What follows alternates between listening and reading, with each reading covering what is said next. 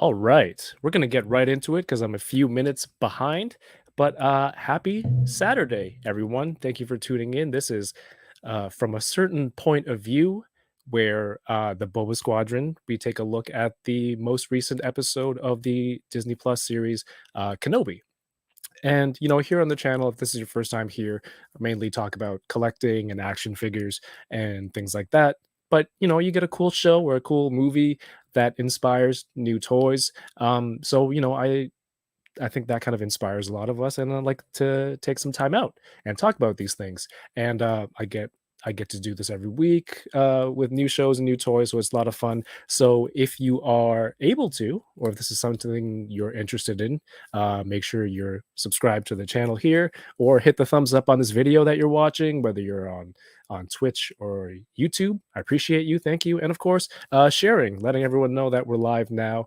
It all goes towards helping the channel grow and get seen and be noticed. And who doesn't like to be noticed? Well, maybe vampires. But tonight I'm joined by the Boba-Squadron. We do a podcast in between these shows and recaps, and it's a lot of fun. So make sure you check out Instagram.com/Boba-Squadron. You can see all of our updates, all the squadron members, and I would like to bring them on right now. The first one, she streams on Twitch under Relivin' La Vida Yoko Tuesdays and any other day she pleases, because that's how it works. Please welcome our friend Yoko. Just Yoko. What's up, Yoko? Look, I'm ready. I was ready. I'm ready to go. Oh, right, because yesterday. Thursday, sorry. No, Thursday was yesterday, because, well, I do a weekly Thursday stream called Unboxing Thursday. I sit down with some friends, just like this format, but we open toys and talk about the hobby. And Thursday night, Yoko was on with the rest of the enablers, and it was a 5-hour stream that ran into Friday. So yeah, yesterday. Technically, it was kind of still yesterday. Yes. I'm still tired from it. My whole schedule is off. But how are you doing? I'm great, thank you. How about yourself? I am a mess. However, hanging in there. I'm here. Everyone's here. So, you got to bring it. You got to make it fun. I see you got some new shelves in the background. Yes. Oop, wrong way. It's still bad at pointing behind me. I know. This is what I was doing this afternoon. So I'm so excited to finally fill my display cases tonight, depending on how late we go tonight. I got to sleep. Before we get too far past this, we have a new channel member. Dragon Eyes 69, leave my toys alone. Thank you for becoming part of the Butter Nation. I had to hold that note. Yoko, where can people follow you and see what you do? I stream over on Twitch at Livin' La Vida Yoko. I'm still pointing in the wrong direction. And I'm on Instagram and Twitter at Yoko McCann. Awesome. So bad at the pointing. You'll get used to it at some point. Everybody, yes, years? For everyone. How many years? Everyone who's on tonight, all their socials are in the description of the video. Nothing is more fun than building up your community. So please make sure you're following everyone here tonight. Next, someone who's always ready and prepared. He is the star of Kim's Convenience and currently filming Avatar on Netflix. I completely threw myself off. Please welcome to the stream Canadian icon Paul Sun-hyung Lee. I said you would be always prepared. I love this. I love this gag. How's everybody doing? Huh? I never get sick of that. I'm sorry. They just, ever since that happened the first time by accident, I just got to keep going back to that well. I love it. Welcome back. Hilarious. How I was gonna say, how are you doing? It's been a while, but we last saw you on Monday, so that was proven to be a lie. But how's your week been? It's been a good week. Kind of long. I had one of my days. One of my shoot dates got pushed, so I've been off this entire week. So I've been, just sort of here, try not to catch COVID, so I can film later on and not Well, be stuck here. You've been gaming like crazy, playing Jedi Fallen Order, and You I'm mean sure. gaming like a crazy person? Yeah. Well, There is I that, cleaned up yeah. that sentence a little bit. But there are a lot of people in the chat here who, their names look familiar and they've been watching you play. Are you close to the end of the game or just at the end of your sanity? Yeah, I have no idea. In terms of the sanity, yeah, I am starting to get a bit frustrated with the game because it's just, I'm finding it just titch repetitive. Lots of wall running, lots of falling, lots of missing ropes, lots Jedi of not Falling being able to Order. latch onto wall and falling to my death. Lots of backtracking. I'm going back and forth. Yeah, and just I found I've also near the end of the game found a number of glitches which have driven me absolutely crazy. Maybe it's part of my boredom too, but yeah, just I think the game just needs to be tightened up a little bit. And the more I look back into Cal Kestis's history, the more I realize that he's really the reason why his master died is because he couldn't open up the escape pod door fast enough. It's a button. Open. Maybe whoever was controlling him just. Oh no, that was a cutscene. That was a total cutscene. Okay. All he had to do was press a button. One button. The button said open. And yeah, just anyways. Well, hopefully if people want to see Paul play Jedi Fallen Order, you can follow Paul on or Failing Order, which I seem to do a lot of. And then I'll blame Cal. And the only reason I blame Cal is because I know it drives Yoko nuts. I can just see the looks of this day. It's like it's not Cal's fault. It's like through the Force. You can feel her rolling her eyes. Oh yeah. No, I can feel like her ocular nerves being sprained right now with the eye rolling going on every time I heap insults onto Cal. I know she loves Cal. He's a great character, but he will forever be my scapegoat because I know it's me unable to, with my heavy thumbs on the controls, my button mashing, with my incessant profanity. But I'm going to blame Cal anyways because it irks Yoko. And so as long as he keeps irking her, I'm just going to keep doing that. But no, the cutscenes are fun. They're great. Like his story is great. I find the gameplay a bit frustrating. But it's great because a lot of people on my Twitch channel and on YouTube have been watching and laughing at my failures and really interacting with each other, which is quite wonderful. And it's been a nice sort of diversion for me while I wait to get out. They're laughing with me. Oh no, they're full out laughing at me, and deservedly so. Yeah. Like absolutely. I'll take the ridicule. Ridicule. There's one sequence where I just kept falling off this one ledge, and it was just, yeah, you gotta laugh at it. You gotta laugh. I recall. So please, everyone, please follow Paul on his YouTube and Twitch. Then on Sundays, he does Funboxing Sundays on YouTube. So a lot of fun and great community with the Bitter Brigade. Shout out to everyone in the Bitter Brigade who is here tonight. Speaking of being familiar with falling, our next host, he is the star of the Fallen Fett Chronicles and How We Do Disney. Also, the Sarlacc Digest, Toy Migos, everything else. You can find him, like I said, on those shows, Wednesdays, Thursdays, Saturdays, and here, our friend, the Fallen Fett himself from the, what do we call, what's the new name for the featuration. Bobo Feet? The featuration. Bobo Feet. Our friend, Ernie. 100 likes, you guys. 100 likes, and he'll do some foot action for you. What's up, squad? How's it going? The foot action, huh? Bobo Feet. Yeah. It reached 100 right at the end on the last show. I know, we were so close last time. Yeah. So close. Ernie, how are you doing, man, friend? I'm doing all right, man. Just came off of an episode. Hi, everybody. How's it going? Yeah, I'm happy to be here. Yoko put up a hilarious post. I'm still laughing at that. I can't believe it. There we go. Wow. Yeah, man. I had no clue. I didn't. I had no clue. If anyone hasn't seen this yet, this is Yoko's Instagram. My words are, my tongue is just like hitting the side of my teeth when I speak. This is Yoko's IG story with slideshow, I would say, Yeah, of yeah. photos that Ernie didn't know were being taken until today. And ladies and gentlemen, imagine music in your own brain because I have no music on it. copyright. Enjoy. There's no- Yeah, I had.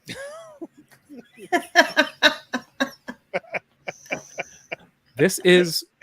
Can you, Yoko? Can you Art? please explain the setting of this photo? Of this last photo especially, Yes. is it's from Disneyland, from Star Wars Night, and it was the Sarlacc pit, of course, photo op. We did a bigger group photo, and then we were like, wait, let's do one more with just me and Ernie. And so Ernie has no idea what I was doing behind him. This So, obviously this whole weekend I had no idea. Honestly, all of these photos were done without his knowledge. Just like, I'm quite proud. you know, in the sail barge when Han had no idea what was happening. Ernie was like, Yoko, where? And then as she just reminded me right now too, she's telling me to take these pictures. Oh, Ernie, look.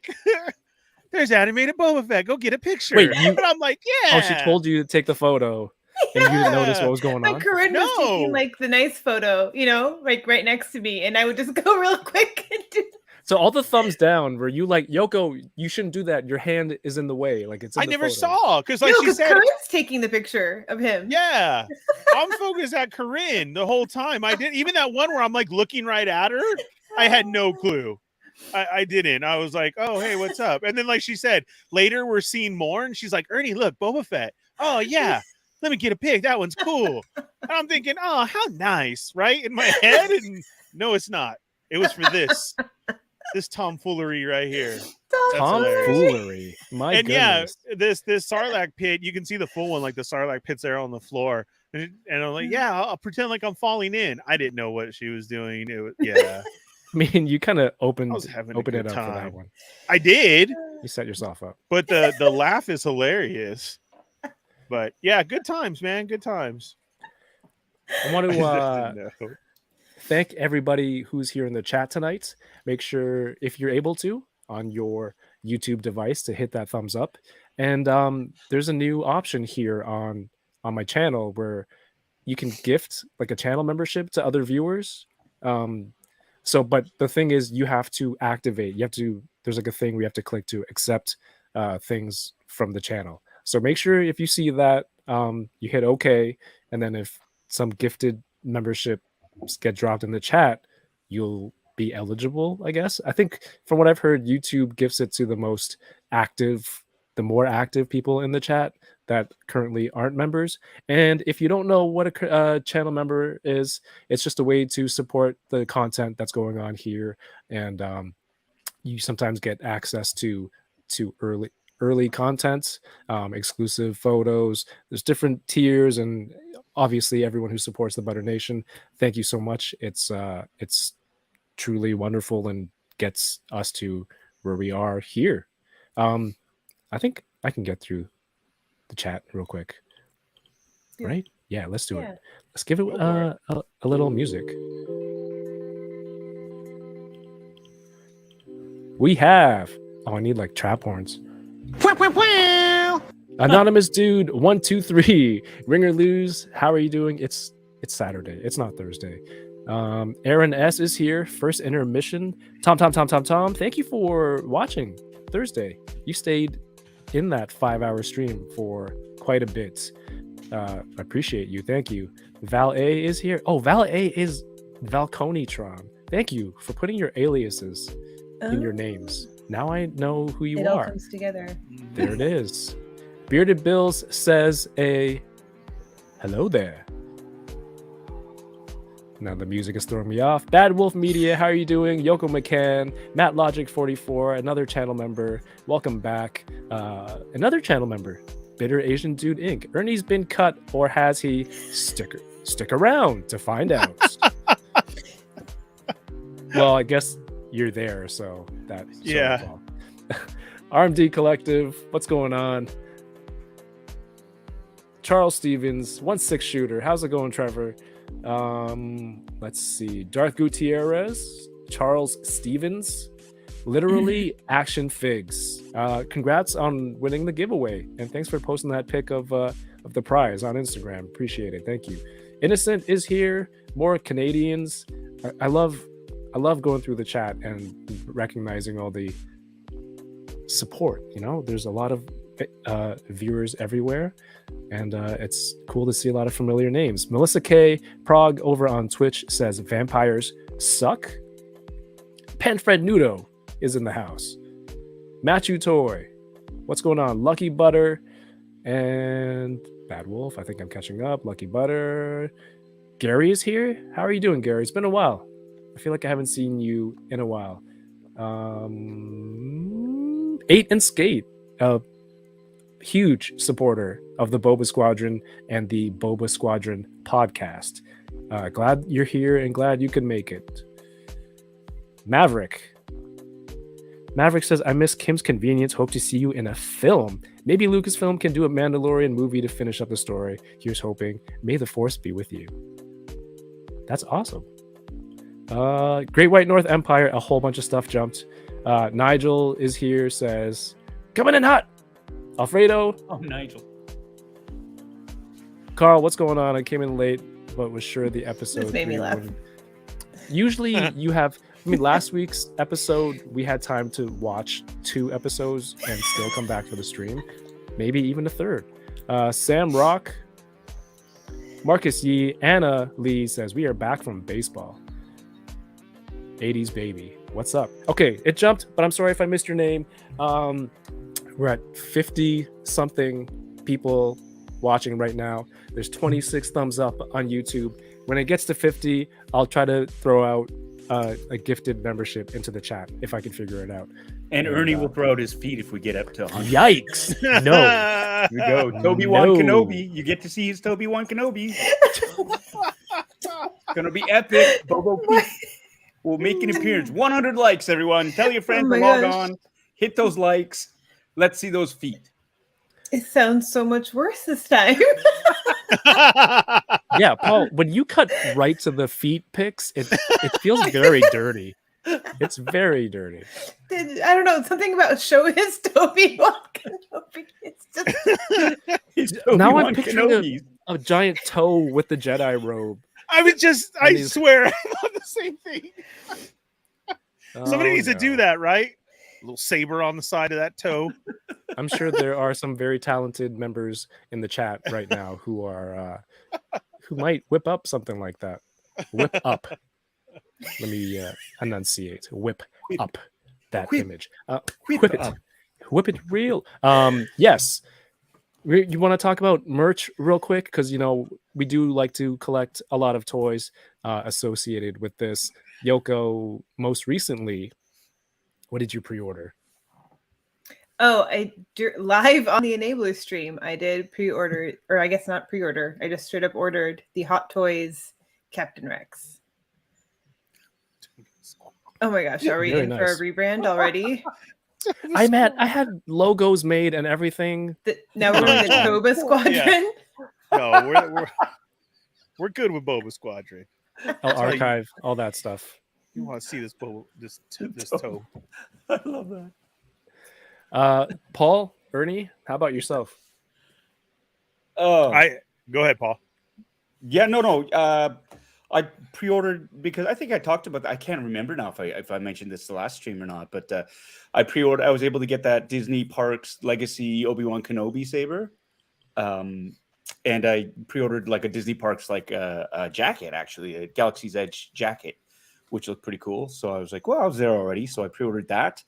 I just got notification that some of my pre-orders from Sideshow have finally shipped out. So we've got the Assault, the transport driver from Mandalorian Season 2 shipped, and I think my Hoth Luke Skywalker pilot just got processed, so that's being shipped too. So I'm really looking forward to seeing those as well.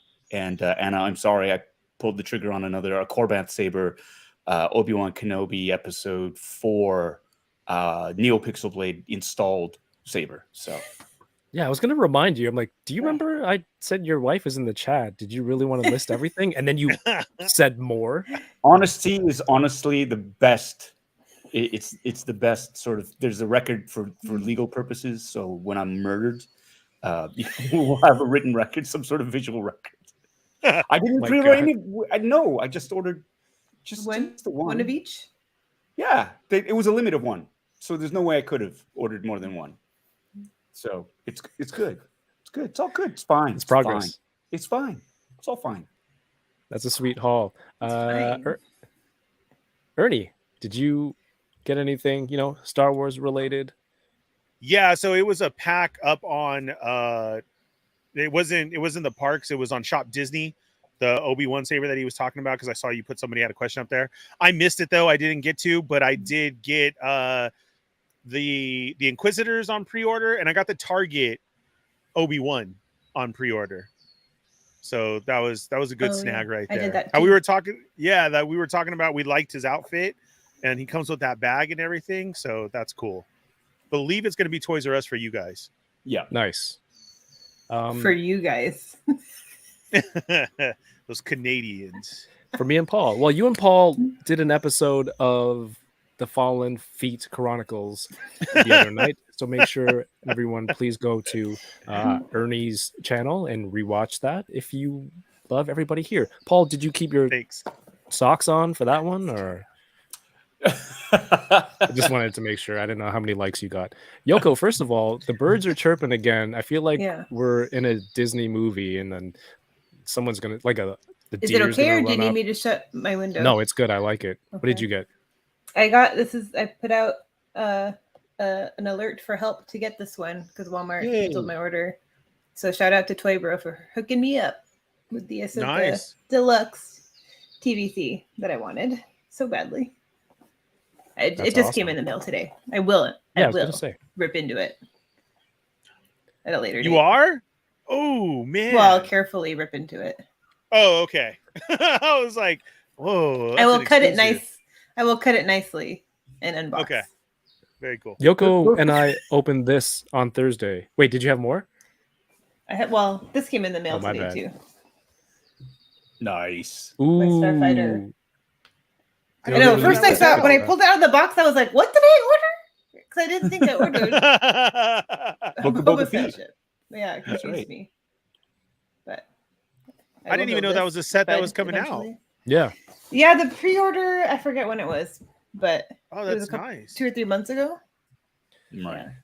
We should have heard about it from Fred. You should have. Should have. Fred. Yoko and I both opened this the other night. It's the vintage collection Fennec Shand. Oh, it's nice. And I'm still completely wowed by at a 3 3/4 scale. Paul, I don't know if you saw this part, but we were saying which head would you display it with, the helmeted or unmasked? And Yoko said, "Oh, if you do the helmet, you won't get the braid anymore because it's not there." Then I looked on closer inspection. There's an extra hole here. There you go. On the You base of the back. Yeah. The braid actually comes out, Yeah, Nice. and then you can plug it into this. So Wow. I just thought the level of detail at the vintage collection for this. Yeah. SMRT. Super cool. Mm-hmm. SMRT. Was Absolutely. that two Simpsons references in the same toy? SMRT and on closer inspection. These are loafers. I didn't realize. Yeah, Yoko. Star Wars stuff, real quick. If you guys want to get some Boba-Squadron hats or shirts, or even a Hello There hat like this. That's a nice hat. Comes in Came out good. many colors. Came out good. Go to toyingaround.ca, and that is all. Thank you. All right. How did everyone... 26 minutes in. We're going to get into the episode now. Please. This is your spoiler alert. I didn't have time to get anything, so I got this energy drink. I'm like almost done already. Me too. Sorry. I like my lengthy intros. Last Do you week guys we know were what the 45 purple one minutes is? in before we even started on the episode. Oh, that's I don't remember what she told me. I did Is another new place. Is it Ube or Taro? Is it what? Taro. Ube Is or it- Taro? Is it Ube or what? Taro? I don't know. I went to a place called The Foe. Ube and Taro are different vegetables? Are they fruits? Roots. They're roots. Root vegetables? It tastes like Captain Crunch cereal. Does that help? I can't remember. Why do you the keep name. getting drinks No. filled with cereal? I don't know, dude. And you know what I did? I did it again. At first, I asked for the milk tea. She's like, oh, okay, yeah, well, that's all of them. She said it's tapioca boba. Okay, cool, thank you. What's your most popular one? She said this one is what everybody gets. I can't remember the name. And then all of a sudden, I drink it, and I'm like, this is cereal. I'm gonna guess taro. All right, taro. Strawberry milk tea. I love you, good. Everyone. Give it up for happy birthday! Happy Yoko birthday! Says happy birthday, and everybody. But I said it first. You did. Yoko says she said it first. She has to. she needs to know that you know that she said it first. It's all good. You don't have to come back for that. What? I'll tell you after. I love you. Enjoy your TV time. Time to order more toys. All right, everyone. Keeping it professional. There is basketball. Looks like Polly Myth Cap lives in the house. Welcome to the stream, Abracalena. That's all. I got to do a voice message for her. All right, episode 3. Let's get into it. Spoilers abound. I was really busy the last few days, so I just got screenshots and I don't have a lot of summary. So if anyone wants to jump in, narrate, please help me out. I'm sure we can fill in the gaps. Here we go. Yeah, all of us. Well, we start this episode with Obi-Wan meditating on the transport ship. He and Leia stowed away aboard to escape from the third Inquisitor, the third sister. And he opens up, he's meditating, he's desperately trying to get in connection with Qui-Gon. He's reaching out, and it just shows that after 10 years, he's still been unable to commune with his former master. And in his time of need, he's reaching out yet again, but all he hears are voices from the past, painful voices. And you just see that he's in need. He's a broken man, and he needs guidance. He needs help, and he's turning to anything basically to sort of get him across that line. So you can hear the desperation in his voice, right? Yeah, for sure.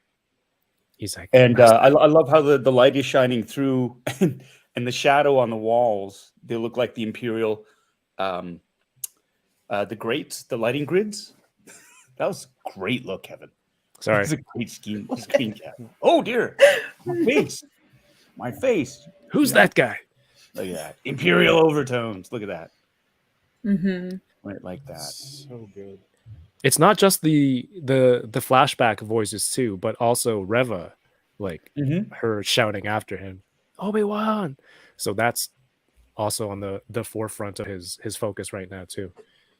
And Carl in the chat says another Qui-Gon fake out, and it got me for a second too, right? When you because you're just waiting to hear Qui-Gon's voice, and then they give you Qui-Gon, but then you realize it's old Qui-Gon, not new Qui-Gon. Flashback Qui-Gon. Flashback Qui-Gon. You can't give it up the first time. The same way, you need 100 likes before Ernie gives the feet pics. You got to build up to it. So, sorry. See, I just want to clarify because I didn't think they were going to be feet pics. I thought Ernie was actually going to take his socks off and lift his foot up into the picture, like a la what Larry does. You've been practicing, Ernie. I have. Practicing. Really? Leg up in the air. You've been stretching. Yeah. Take your Crocs off. Take your socks off. Trying. Crocs off. Are you wearing so Crocs is that right now? So sun's out, guns out. Yeah, it's like Crocs off, socks off. There you go, baby. Crocs off, socks off. Spread them toesies. God. Let it straight up. That's my quote for Bobo feet. Crocs off, socks off. There you go, baby. There it is. You're halfway to a brand. You're halfway to a brand. Yo, what's up? Nasser is back in the chat. Oilers Workshop is here. For people who are tuning into this for the first time, I don't even know how the Ernie's foot thing started. There are no feet pics. just to set the expectation, I don't want people to be like, "Hey, there's 100 likes. Where are those feet pics?" And they take Ernie to court. Like that's not what this is about. That's why I'm it was saying just a he's joke not- about Bobo feet. No pictures. He's just gonna lift his foot up and show us all his Obi-Wan Kenobis. 100. Oh, 100. Let's go. So I'm making this a hat, right? Crocs off. Yes. Crocs off, socks off. Or what are the little love pin it. things that you can pin on your Crocs? The Giblets. Oh yeah. bejeweled. Giblets. I'll just get an enamel They're thing not made called that says giblets, Crocs off. are they? Yeah. Isn't that what's inside of a turkey? Oh, please don't tell me that I'm wrong. Giblets? Again? I'm trying to represent the Croc Nation out here, and am I wrong? There's a Croc Nation? Yeah. Man. Was it like the Rock Nation logo with Jay-Z? with the You gotta throw it up, but it's like this. So you gotta do the Croc C's. is in the building. All right. We're Croc definitely is we're in one the slide in. God. One slide in. Yeah, everyone. you guys. Yeah, He is a we're gonna have to broken follow man, and we through. are making feet jokes. Sorry, let's go. Look at that. This It's is trying him, so hard. Concentrating. He's like, God, stop talking about feet. Please, please. But it's also cutting in and out with these shots of Anakin getting kind of suited up into his Vader outfit, Mhm. which the arms coming down, all the details, it's just more really, really graphic. Yeah, wait, I had a question about this. Like, is this like a daily routine for him? Yes. Yeah. I would say so. Yeah. That's why he's so angry all the time. I It's guess just like, so. "Ah." It's I don't like, know. I guess I just thought he was like that forever now, permanently. Okay. like Sorry. inside the suit. Yeah. Forever? Well, they show a glimpse of it in Empire Strikes Back when he's in that big meditation chamber Mhm. where you can take the helmet off and still live, right? So, Yeah. like in Empire, there's that one scene where I think it's Admiral Piet comes in to let him know that the Millennium Falcon has flown into an asteroid field, and like his meditation chambers just open a crack, and he comes across and you see the helmet just being lowered onto Vader. So they've shown that he can sort I of guess take the helmet yeah. off. Not being that part inspected. makes sense, but like the limbs, right? The limbs kind of surprised me that they're not just Yeah, part yeah, of yeah. him now. What is it like taking off his shoes? Boy, oh boy, are my legs killing me. Oh arms. man. My dogs are barking. Right? Like I wish I had Crocs. Wow, back to the feet already. Yeah, It took us already. one slide. Shout outs to Winger Lose for gifting a membership in the chat. Thank There we you so go. much. If you are a recipient of any of the gifteds in the chat tonight, please take a second, thank the person. It's an awfully nice gesture from everyone. Thank you, Winger Lose. And if I miss anything, please let me know. Yeah, this was amazing to see like this because we hadn't had this like in this scene, especially those hooks in the back, Yeah. like a car engine or something. Dang, like you're not realizing like that's how he has to be put in because he doesn't have the arms or legs. So that was crazy to see. And then, yeah, this look that you have here, I mean, intense hatred almost. I was just in awe like this whole episode. Yeah. From that calling out to Qui-Gon to this. And I didn't know this, Paul, and this Yeah. was crazy to me. Is that something we knew that chest plate actually went into his body? No, that's I always that's thought the it was first an time I've outer ever thing. seen that where it's just Say, it Kevin. jabbed and like it's got the probes, the 4 probes that are like right into his body, right? Yeah. I mean, I always thought it was like just hung around his neck, like the X-wing fighter. They've got Yeah. their the pilots. They have their life Mhm. support systems, and I thought it just hung around his neck like that. But no, that's right in. So that's like a deep sort of a graphic detail that has been just sort of exposed there. And you know what? Funny, I always thought because the Hasbro mask is like this, but you've got the collar on it, the black Okay. suit Hasbro. And then you put the faceplate on, and then you drop the helmet on over top. So seeing the helmet with the faceplate being lowered on in one piece, I thought, oh, they've changed it up. And so I went to rewatch the meditation scene where Admiral Piet sort of sees it, and it Oh. actually is one piece. It's you can just as a sliver, but it's like as the helmet gets lowered on, you can see the faceplate is attached to it. So that's canonically correct as well, which is pretty dope.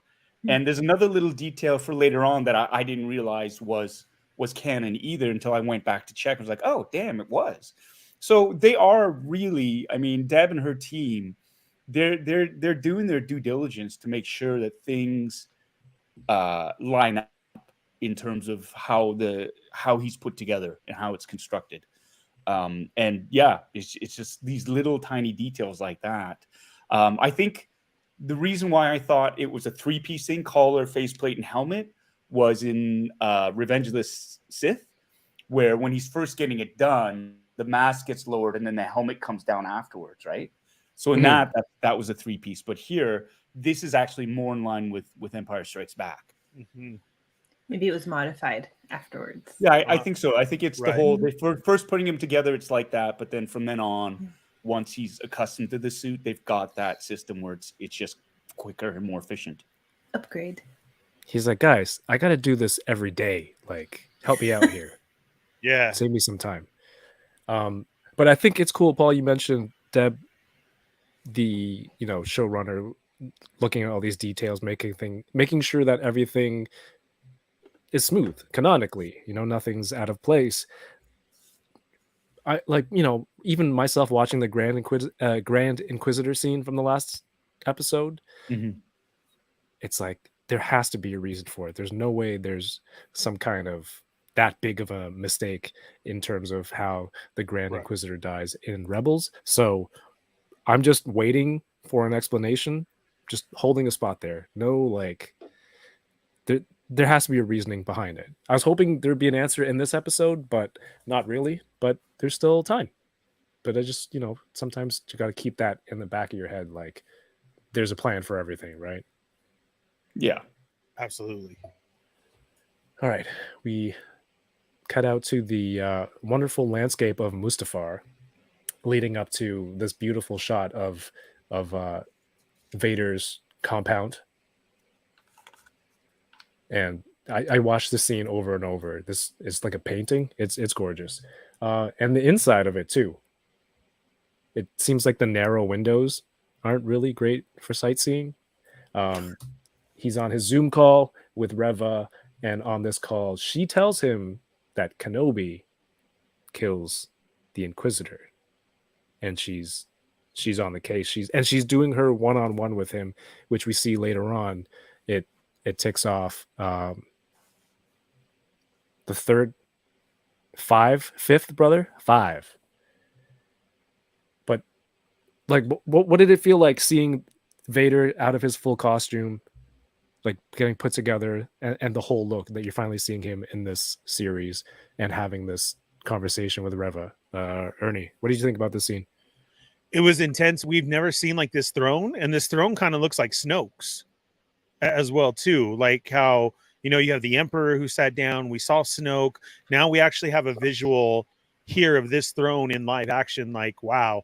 So to sit there and him having this, it was intense. And as a visual, like you're saying, that outside piece to fly into this scene was cool. And then his first words, it was just amazing. It was like, there's Vader, Vader's back. And sorry. No, go ahead. So first thing I'd like to point out as well is that wide shot that you had of like the slitted windows and stuff.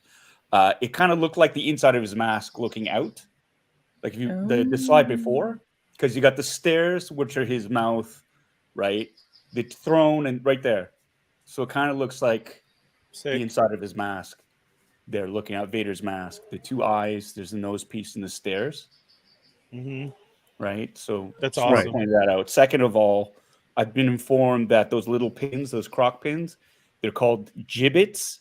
Yes. Gibbitz. Did Ernie say giblets? He said giblets. I said giblets. But it's not even a hard. There's no hard J. I don't get it. You can add that to Salacious and Grievous. So close. This is one of the grievous butchering of the English language. Eternally in that prospect mode. Maybe I'm hungry. I don't know. Who's hungry for You're giblets? hungry. I don't even know what a giblet is. But you're right. That is a Thanksgiving. Look at Larry's always trying to get me fired, right? Yeah. He's there you always go. like, Ernie's out. Yeah, no, they're like, who said giblets? Feed us. That is Always wants my Yoko's spot. cat, who is actually next in line for Ernie's spot. So Well, anytime- this is Lucy, technically. Oh, Oh, sorry, Technically, I might be- actually. my bad. I'm cat profiling. You are. Well, either one of them can take Ernie's spot. It's just that it seems like every time Ernie messes up, wow. one of them She's- shows she's up and be ready. like, "Yo, I'm ready. ready. Put me in, coach." Yeah. When you get that guy off of there, he doesn't even have cute feet. What do you think Let him about go. the scene? Good Okay, anyway. one nod Look for. at that routine. Okay. Giblets is like innards. I don't know, dude. Yeah. Doesn't matter. Yeah, I, Someone in the know chat it's in. knows. I know it's in my cat food. Thanks, And man. I just want to add too, like hearing James Earl Jones's voice Mhm. come out was pretty cool. Now I've been, I've been reading as well. It's they used a voice programming thing, so it's not just AI. You plugging in lines into a computer program and it's spitting out. They actually did use the same sort of voice software programming that they used to couple together Luke's dialogue in Book of Boba Fett. And in some cases too, I've been reading that they might have blended Hayden Christensen's voice in there as well to modulate it to make it sound a little bit to blend his voice in with the Darth Vader That's stuff. So cool. you got a Oh, mix man. of James Earl Jones, and that's why it's so clear too, right? It's not. Yeah. It's it's a younger James Earl Jones. It's not like the older James Earl Jones who did the voice later on. Like they actually had voice samples of him from the 70s and the 80s to draw from as well. So I thought that was pretty cool, that use of technology there to get that crystal clear dialogue. But I mean, just to hear him and hear how pissed off he was amazing. It was just the whole, I don't care. The Grand Inquisitor means nothing. And he's just like so focused and so single-minded. I love that. And it's just a continuation of like when we see him later on, like how brutal he is at this point, 10 years in as Darth Vader. And he scared the crap out of me. It's great. Excuse me, sorry. I saw a photo of the credits, and I think they credit some voice software, like you were mentioning, Paul, for the James Earl Jones voice.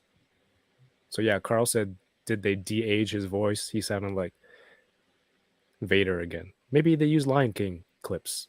If he accidentally says like Simba by accident in Star Wars, you'll know which voice clip they were using. The close-ups of the helmet, like super clean. I think those were the really simple but also deep shots just to get so close and how evil he is. And yeah, Winger Lose mentioned looking to get a Darth Vader with throne set from Hasbro Black Series. I would buy this throne. Toy collectors in the chat. Wait, I saw someone on Instagram who 3D modeled this already. So shout outs to the 3D modelers putting in work the moment an episode drops, or people doing cosplay suits, things like that, just to get all the detail for all this stuff. Constant. Amazing. And back on the ship, Leia's just, she's like, can you make this ship move faster? Right. Can you use the Force? You're doing the kid thing. And that's not how this works. It's basically Star Wars version of Are We There Yet? But echoing the Force Awakens bit where Finn says, we'll use the Force. Mhm. And Han says, that's not how the Force works. That little love bit. that. There's a lot of echoes in this episode, I thought. Nice little callbacks. Hello there. Thank you, Bloody Sunday, for becoming a channel member. Thank you. Yeah, I recognize that name. You're here all the time. Thank you so much for the support and becoming part of the Butter Nation. And you know, the way Kenobi describes using the Force, he says, "Have you ever been afraid of the dark?" Well, And that because she asks, right, which I think is important. She asks, "What does the Force feel like?" And do you think I feel like she was asking because she knows she feels something. Oh yeah, you Right? see it more in this episode. Yeah. Because Yeah. remember, throughout Bad Batch, you're like, is Omega Force sensitive? And then in the first episode, we're like, is she reading the feelings off of her cousin? And I think they make it even more obvious in this episode. So yeah, that makes sense. As a kid, she's like, I don't understand what's going on. What does it feel like? And but the way he explained it to her, it's not like, have you ever been in the dark and you turn the lights on? It's like, have you ever been afraid of the dark? And I think that's kind of him talking about himself. Like, he's been shut off for so long from the Force, and just to feel everything coming back now. Like I said last week, or on Monday, when you turn your Wi-Fi back on and all your notifications come flooding in. It's kind of like that. But I really enjoyed this scene and him fixing Lola for her. Look at that. The joy. She's fantastic. She really is. Really, yeah. Nails it every time. And with that comment about the Force, that was awesome. Both of you made good points, because Yoko, that's like never been asked before in like Star Wars. Like, what's the Force like? Like, right? We get descriptions of this of the dark side like constantly and everything, and yeah, the way that it's put is great, and she just nails these scenes so much. Like, I have so much love for Leia, it actually just makes you miss that character more, knowing that she's gone now. You know? Oh, it's her birthday today? Well, if you're watching, turn this off. Maybe. Turn this off, but Maybe. it's not appropriate. However, before you do, happy birthday. It's not appropriate. This is not for 10-year-olds. My goodness. Ernie, put your shoes back on. Sorry. But you told me to at 100 likes. There's a Hasbro Lola toy that's out for pre-order. Did you and Ernie talk about this, Paul? Yeah, I think Ernie and I spoke about this. There are two versions. One that's fully interactive, and of course the price point reflects that as well. So I think it's like $80 US for that, and then they've got a more static model that's a little bit more entry level. I think it's about half the price, maybe $30 worth and whatnot. But yeah, those were available for pre-order last Tuesday or Wednesday. I think Wednesday. All right. But they're finally arriving at their destination. Oh, wrong screen. But if you remember from the last episode, they got on the transport that Haja booked them on. And they're arriving on this planet Mapuzo. Why is this not scrolling? There we go. A lot of beautiful scenery, even though it's another like desert planet. Come on, because it was strip mined. It's not beautiful, but I know like the grandness and everything. All wide shots look great. It's not beautiful like I want to visit there. It wasn't all like this. It used to be lush and green, and you're like, look at the beautiful scenery as they fly over. You can clearly see it's been stripped to hell. That's why they saw through his story. They're like, oh, we're here visiting. Like, right. I know, that made me laugh. I'm like, did you? Yeah. There's no one here. Pretty sketchy. Now, literally, Action Fig says he pre-ordered the interactive version of Lola. All right. We have another what? Another Ned robot, droid. Sorry, the load lifter, like the one on later on. Right. I'm getting that confused because later on, when they get to the town, there's one exactly like him, like that version. Yeah, I think it's a cool design. Are these new? Yeah, I've not seen that version. Hey, Paul, now that he has this on pause, yeah, is that another version of the KD droid? The photo, sorry. I'm on pause. Pause it right there. Put it on pause. You know all about screenshots. It's episode 3. Sorry, yes. Is that another version of the KT droid series? The KD droid series was for the little girl who lost her life to cancer, I think and so they because started making pink droids. There was a pink R2 Yeah. one. I just saw this was pink. it's I didn't catch that. It is very much pink. I remember just because I think people were speculating that was R5, but this most definitely that's not red. That's pink right there. Yeah. And they've done it before. Yeah, And, those go into her series, KT Yeah. something. Oh, that's Yeah. cool. Yeah. Is that pink? It looks red.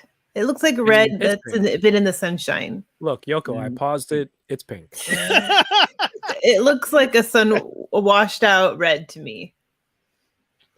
Always on the counter. Kyle Wadaga in the chat. Welcome. Hope you're feeling better, buddy. What up, Kyle? I don't know. I think it's pink, it looks pink to me. and that goes to So- that series. And the only counter I have to that is R5. When you see him at Pelimoto's, he's still very red, and he's been in the sun a lot too. So, like, actually on a desert Two planet. suns. Yeah, twin sun. Maybe the radiation is I don't different. know. Maybe the color I'm not fades. but convinced. The first time I saw that, it's red. It's completely like I don't know. I think just in terms of the little Easter eggs, because they have done that in the past Mhm.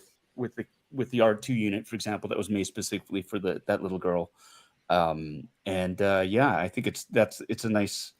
I find that nicer to believe than it's R5 on another planet, and somehow he makes all his way all the way back to Tatooine. But I think. Yeah, I can- don't think it's yeah. that same If R5. he's red, does he have to be R5? There can't be another red droid that looks like that. All I'm saying is people are speculating, is it R5? I'm not saying it is R5 or not.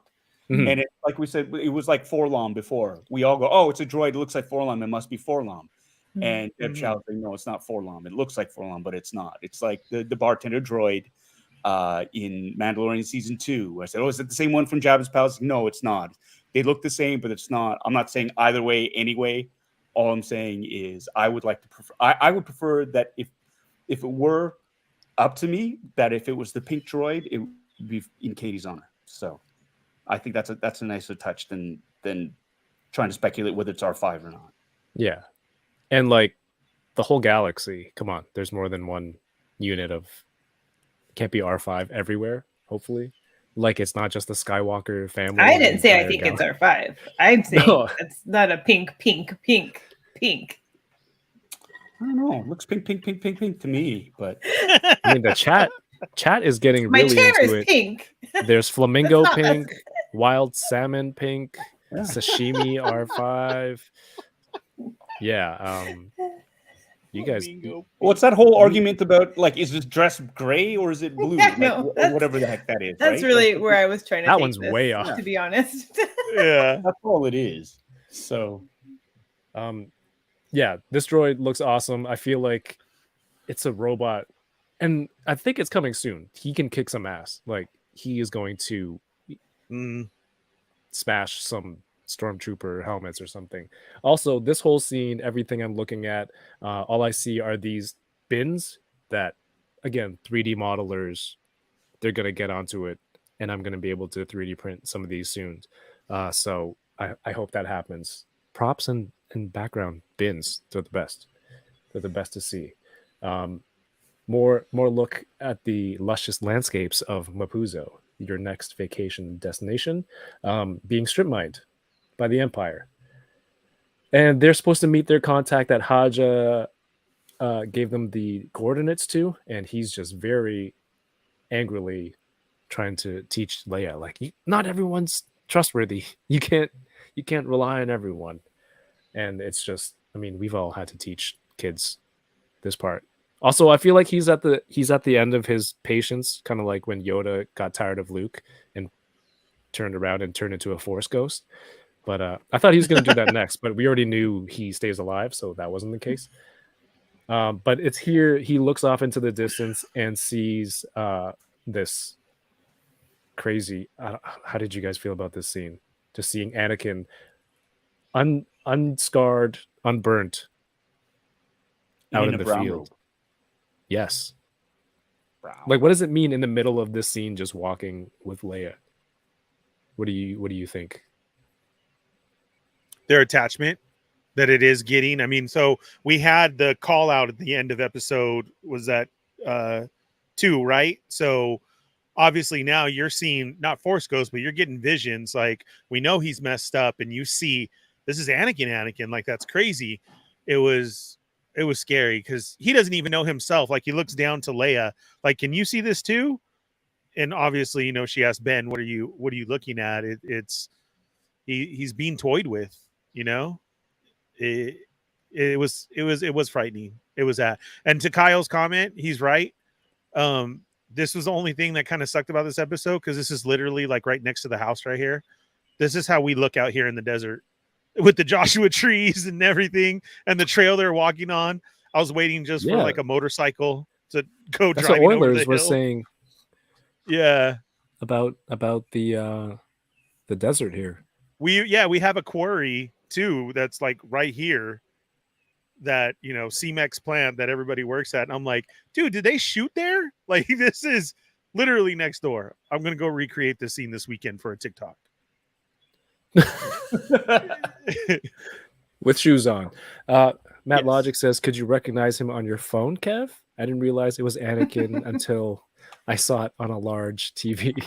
No, but you know what's funny is, like, I didn't see it. Like, in my mind, he didn't look like this when I saw it on my actual TV. Like, I thought he looked creepy on What my if it was TV. another Jedi?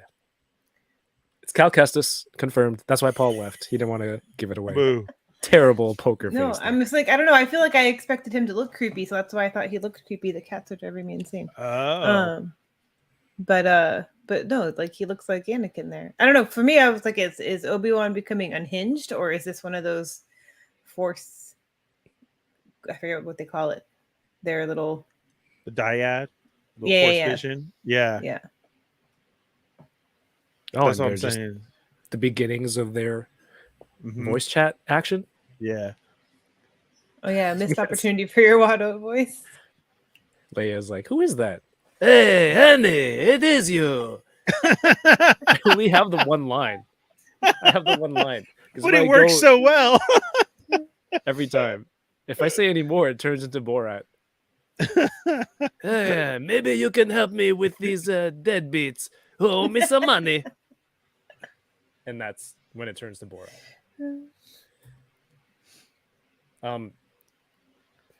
This is one of the scenes. I think one of the scenes from the trailers we've seen flying into the Inquisitorius, the clubhouse. It was so cool to see, like, her walking through and everyone standing, like, showing her respect, right? Walking through the halls, they're all waiting. They know who she is. And watching this scene, I mean, okay, let's backtrack a bit. Last week we talked about, you know, people having problems with the actress who plays Leia and, you know, being a kid, whatever, and talking about not liking a performance versus attacking an actor. What happens when we get off last week after a 4-hour stream? We go to Twitter, we go to Instagram, and we're just seeing people sending all this horrific stuff to Moses Ingram because they don't like her character, right? But they're, like, personally attacking her with like racist comments and stuff. It's insane. It is really sad to see that right after we got off. We can spend 4 hours. It was 4, right? It was 4, yes. 4 hours talking about something that we And a love so half. much. 4.5, thank you. That we love so much, and everyone was in the chat with us. We were just vibing, having a good time, and you see those comments. Like, it was sad. It was really disappointing. So, I mean, obviously this was already shot, but to see this kind of scene afterwards in the next episode, I think it was really powerful. And it was just cool to see the Star Wars social media call out all that stuff this week. And the video from Ewan McGregor, like, you're not a Star Wars fan if you're behaving like that. You're not welcome in this fandom. And I thought that was it was great to hear that kind of message. And the scene. Sorry, I didn't know that place was that big. That's like huge. That walk, doesn't that seem like one of those forever walks, like in a funny movie? Like when they Those- land and those- she's those turning tall and going down. ceilings. That's Those high huge. ceilings? Look at Is that. it one big room in there? Oh yeah, man, it's huge. It's cool, and I think this gives people who are doing customs and creative stuff just a lot more to work with to see the insides of all these things. The cleaning bill must be massive. What's up, Toy Snowman? I thought this was a metal detector. I didn't know why they had that thing there, or maybe it's just like Inquisitor detector. I don't know. I don't I know. guess It I was some could. type of metal detector, right? Mhm. Like, because doesn't it look like those two on the right hand side are like they're staring at a screen? Yeah, Like, the X-ray thing yeah, right, exactly. at the airport. Like lightsaber, fine. Yeah, go through. They go in and they're arguing like siblings with the other Inquisitors. And Ernie, who's this? The fifth brother. Played by. That's Han. I can't remember his name. That's It's Han. right. It is though. But it's cool to see like them use their force powers on each other. I don't think we get that often. And he's just holding her to the table like siblings, right? They're Yes. fighting, and he's like, "I'm supposed to be the next in line." I don't know, Paul. Did you like this scene just to see them kind of face off against each other, or just setting it up? Yeah, I mean, I think they've been setting it up since the first episode, especially these two. Their antagonistic sort of relationship where he's like, "Ugh," he's just really pissed off that she goes to extremes and stuff like that. And I think it's because he thinks she should be following his lead. It's become more and more apparent that he's like, that seat belongs to me. I'm next in line. Blah blah blah. Mhm. So I think a lot of their conflicts arises from the fact that he feels like she's overstepping his authority type thing.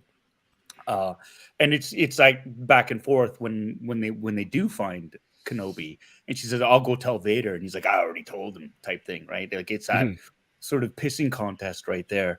One thing I'd want to point out as well is, I don't know if you have a wider shot, but like flanking him, right? Those are lightsabers behind him. Like the whole Right. room is wrong. There are rings of lightsabers all around, and in the reverse shot of Riva, you can see they've got there's actually like a youngling helmet. So I don't know if you have Right. that shot, but that's No. the one thing I kind of spotted. It was like, oh my god, they have youngling helmets. Oh, I there didn't on notice that. display. It's their So- trophies. Yeah, So as their yeah, because they trophy. hunt Jedi. So Yeah. these red Yeah.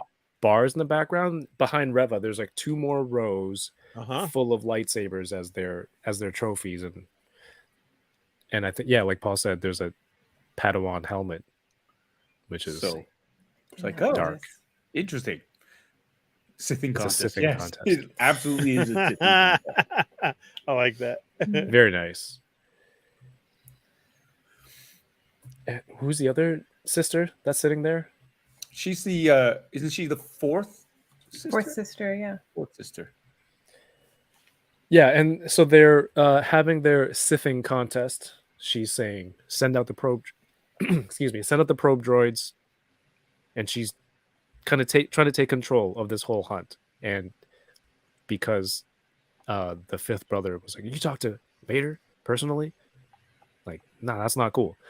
But it actually goes through. Like they kind of follow the lead, and I really like this showing all the probe droids being sent out. I don't recall if you've seen any of the workings like this before of probe droids. Nope, I don't remember ever seeing it like that where they get Not like loaded this. into that. Yeah, Yeah. that's awesome. You see them in like at the beginning of Empire Strikes Back when they're being dropped down from the Star Destroyers and being sent off. Mhm. You see that part, but not this part. Oh, sorry. Something else I wanted to bring up too is when the fifth brother uses his force powers on her, he says that seat belongs to me, but he isn't sitting there yet. Mhm. You know what I mean? Nobody's sitting in that seat yet. Now, whether it's because the appointment hasn't been made yet or because the Grand Inquisitor is still alive is another thing to mention, because that seat is still empty. It hasn't been. So if he's dead, I would have. I mean, this is something to just sort of think about. if he is dead, and I don't think he is, because then it's a whole mess to retcon the whole thing from Clone Wars and Rebels. Mhm. Somebody would have taken over his spot like right away. Like that's how it works in the military, right? He did part of the Empire, so that someone would have to take that place, be appointed, and then go. So it's just a little thought out there, because they're squabbling over an empty seat too. Just thought the imagery of this is really like just them shooting out into the sky versus the Star Destroyer dropping them out. It was very different. Back to the planet. We are met with this dude with the creepiest like things at the end of his He's mouth. the Underminer. Correct. Yeah, he is. He looks like the Underminer from The Incredibles. That's the first thing I thought. I couldn't place what you were talking about until you said Right. Incredibles. That's Yeah. funny. Also, did you notice that Voiced by- Obi-Wan? He's become very yelly. It's like that's Uh-huh. not how it works, Leia. I should have trusted him. Like he's He's very agitated. yes, he is. He is, and he's very yelly at this point. Again, dealing with kids. Yeah. Well, I think he's also like dealing with a lot of other stuff too. Like I don't Right. think he's yelling at her. I think he's yelling because he's so frazzled Yeah. Mhm. and stuff. But it is like, oh, like you don't see Obi-Wan rattled like that. Is Unhinged I guess the point that I'm again. trying to make. Yeah. He is yeah. very. You can tell he shook. He doesn't know what to do. He's is, second yeah. guessing every one of his moves. He's feeling the weight of being out there and like, oh, why did I trust him? And it's like, yeah, no one's coming to help us. Like he's Yeah. had his wits Yeah. end, and that's the point that I just want to make. Is just we're seeing sides of Obi-Wan that we've never seen before, and I for one like really appreciate that, because he's broken. He's a broken Jedi, and you see him trying his best. And I think this is going to be a great sort of journey to see him get some of that back, because I think in the comic books, you know, Obi-Wan Kenobi was still sort of like, even though he was in hiding, he was protecting Luke, he was still kind of a Jedi and he was helping people secretly and stuff. Whereas here, he's just like head in the sand, like just totally, you know, running out time. So. Yes, voiced by Zach Braff. Yeah. That everyone is letting us know in the chat. Oilers says something I haven't heard anyone mention. There were two. Is that the Grand Inquisitors in Rebels was one of two temple guards? Could this be that Reva killed one, and then the other one becomes the Grand Inquisitor? Possible. We don't know yet, but I'm hoping they do address that. Yoko, in true Boba-Squadron fashion, has notified me to go Google something called a star-nosed mole. Should I show everyone, or Yeah. have them So this Google is it? a I'll show real everyone. animal that Freck was designed after. And it blew my mind that this Oh. thing is real. Now everyone's gonna go buy one. Isn't Dude, that are you freak- serious? Yeah. So what are those things supposed to do? It's a Ugh. mole. They dig with their nose underground. Yeah, with little tiny arms and hands. Ugh. And extra arms on his nose, apparently. They dig with their claws, don't they? Yeah, but I think this guy must use his nose too, because moles are blind. You know? Yeah, but so he uses his nose to dig or to sense well things. to get Yeah, I know Yoko's doing it. Just, for Wait, example, what was that again? I Yeah, was looking away. Do that for again. example, I didn't know if she was doing that or rocking out to Rock Lobster. Either one. No, Please, stop. please educate us. Okay, it was like this. That's great. Case proven. You're absolutely right. Yeah, Thank thank you. you. Thank you for Yeah. playing along with that. Yeah. Anything to help educate. I like the part when she makes up the story and he just flat out says, "Well, that's a weird story." Immediately, as a viewer, you're like, "Well, he's bad." He's onto them. That's like how we talk to each other. Just someone trying to tell something like, well, "That's a weird story." Sounds unbelievable. Highly That's so cool. dubious. And of course, I'm sure everyone else watching felt it They're like, say hello. And he did not go for the classic hello there. Hello there. One day soon. Or maybe he only uses it to greet enemies. But she makes up a fake backstory for them, and they're trying to get a ride to the next starport, I guess. Like Paul said, he's feeling frazzled. Their contact wasn't there at the coordinates, and he still doesn't know if he can even trust Haja to begin with. So the whole thing can come crashing down. There's like they're in an open field on a mining planet, on an Empire controlled planet. It's just everything against them right now. And of course, it doesn't help that when he gets on, there's like this handmade "We love the Empire" flag on the back. Skyrider says, "Come on, everyone could use fingers on their face. Just eat faster." Yeah, that Empire flag on the back, dude, was hilarious. Because, like, just look at that, just the way he's looking at it, like, great, here we go. Like, you know who you're rolling with. Yeah, and of course, Leia's already up there, sitting down, ready to take the ride. Just all, jeez, man. Well, I love how she says when he goes, "Oh, good people of Tall, you know, they pay their bills and they they do good work." And she's like, "We love the Empire." And he's like, "Yeah, there's nothing wrong with liking a little bit of order, right?" Like he's He's like, totally buys it. Yeah, totally like buys into the character, which is great. I love that. I love So that. good. Yeah, she was great with that part. I was just worried that he's like, "Oh, we're traveling from that planet," and that Simpsons joke. He's like, "No kidding, I'm from there. What town are you from?" And then it's like North Kilts Town, and then So Willie's am like, I. and then Yeah. but luckily it wasn't that, because that would have been stupid, and my brain is just working in a different way. Along the way, they pick up some stormtroopers. This part was just suspense was building like crazy, right? Chat, Boba-Squadron, like how crazy was this when he picked them up? And this is a fantastic shot already. The funny part is, the Jedi, he kind of dresses like you. Maybe. Right, he's right in there with the robe. Like, come on, Obi-Wan, what Did are they you get the doing? photo of the bounty like the bounty hunters did? He doesn't look that far You would off. think Right. Or is it happening so sudden that, she sent out the probe droids and the call of looking that maybe that's all they've received? They're out there in the field, right? They don't have what is she doing? The probe they- droids is the email, and she forgot the attachment to sending in the work. There you So go. She forgot to attach his photo.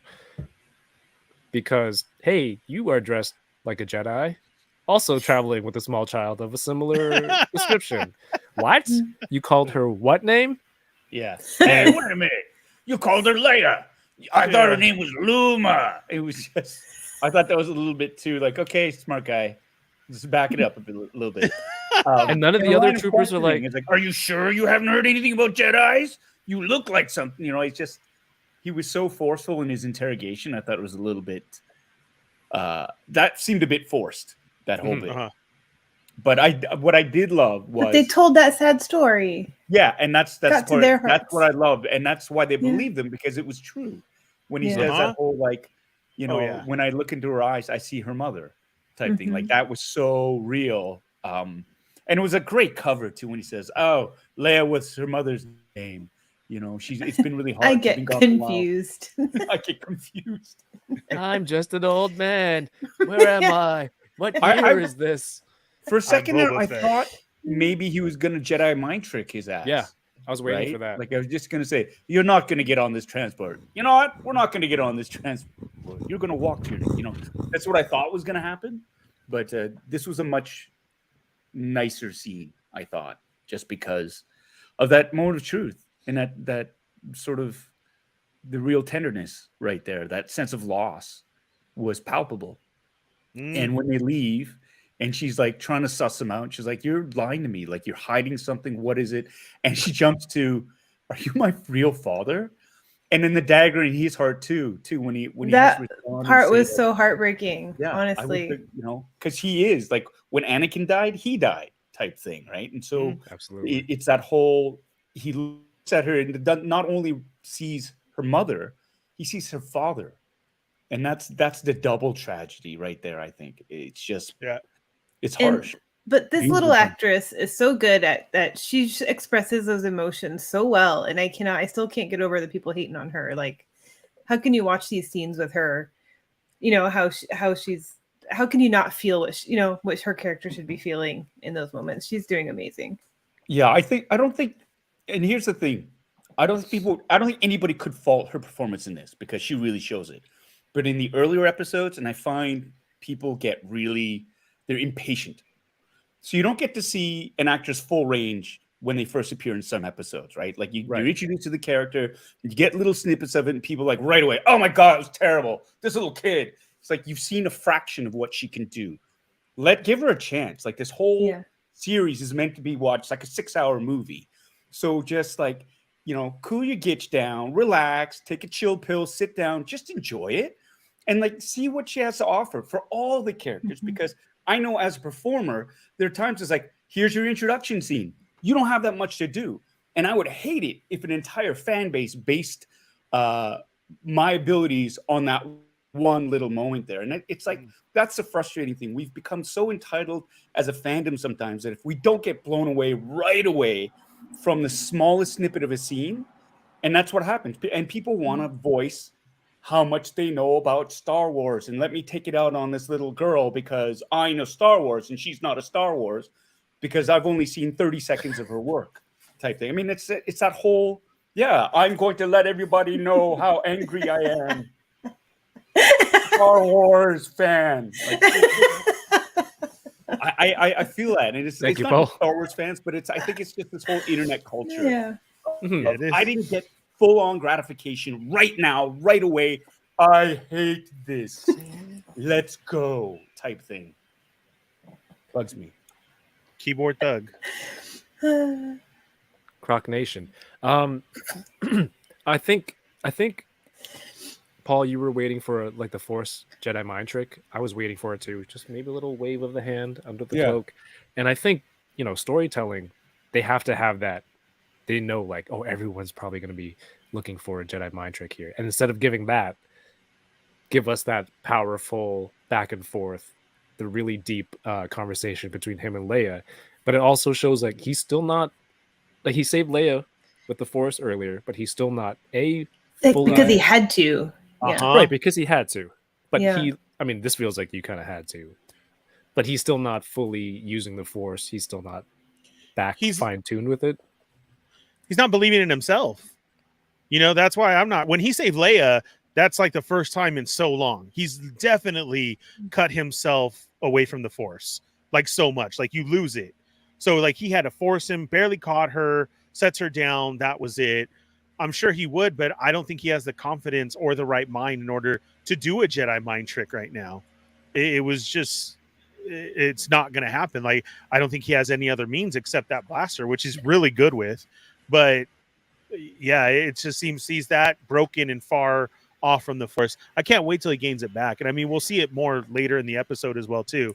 But then this interaction with Leia in the story, it was a lump in my throat. I really, because she knew. It's look at that. Like the whole, you knew my real mother. Even for her to say my real mother. Yeah. Yeah. Look at that, dude. And this it's like of her, we touched on it. Her using or feeling something through the Force, right? Yeah. You mentioned that earlier. She wasn't just like she felt he was hiding something from her. She doesn't know exactly what it is, and that's why it's like, are you my father? So yeah, and Paul, you're absolutely right. Where are the people complaining she can't act on this scene, right? We'll never hear from them. We won't know if it's the same person, but like, just give them a chance. How good was this scene? Right? Yeah. Where's my mouse? Another point about the Force powers is as well, yes, he's cut himself off from the Force and he's slowly reconnecting with it. But I always kind of saw the Force as like a muscle, right? Like you know, at the end of Rogue One, when Vader goes all ham on all of Rebel fleet troopers, he kind of depletes all of his Force energy, right? Like it takes a lot out of him, which is why at the beginning of Episode 4, he's not as strong, right? He doesn't go through and just wipe out all the rebels. In that, at least that's one theory that I've been reading about and I kind of subscribe to. Whether it's canon or not is another thing, but I think it's like it's atrophied. It's a muscle. If it's like, you know, it's like Batman. The Dark Knight Returns, right? He hasn't been Batman. Bruce Wayne hasn't been the Batman in like 20 years. And when he gets back into the bat suit and sort of goes back out for the first time, his muscles are aching. He's much older. He's out of shape. And that's kind of how I see Obi-Wan in terms of using the Force. He's out of shape. And, you know, that's why I would have loved to have seen him use the Jedi mind trick, but I don't think he's in tune enough or is in shape enough to do that.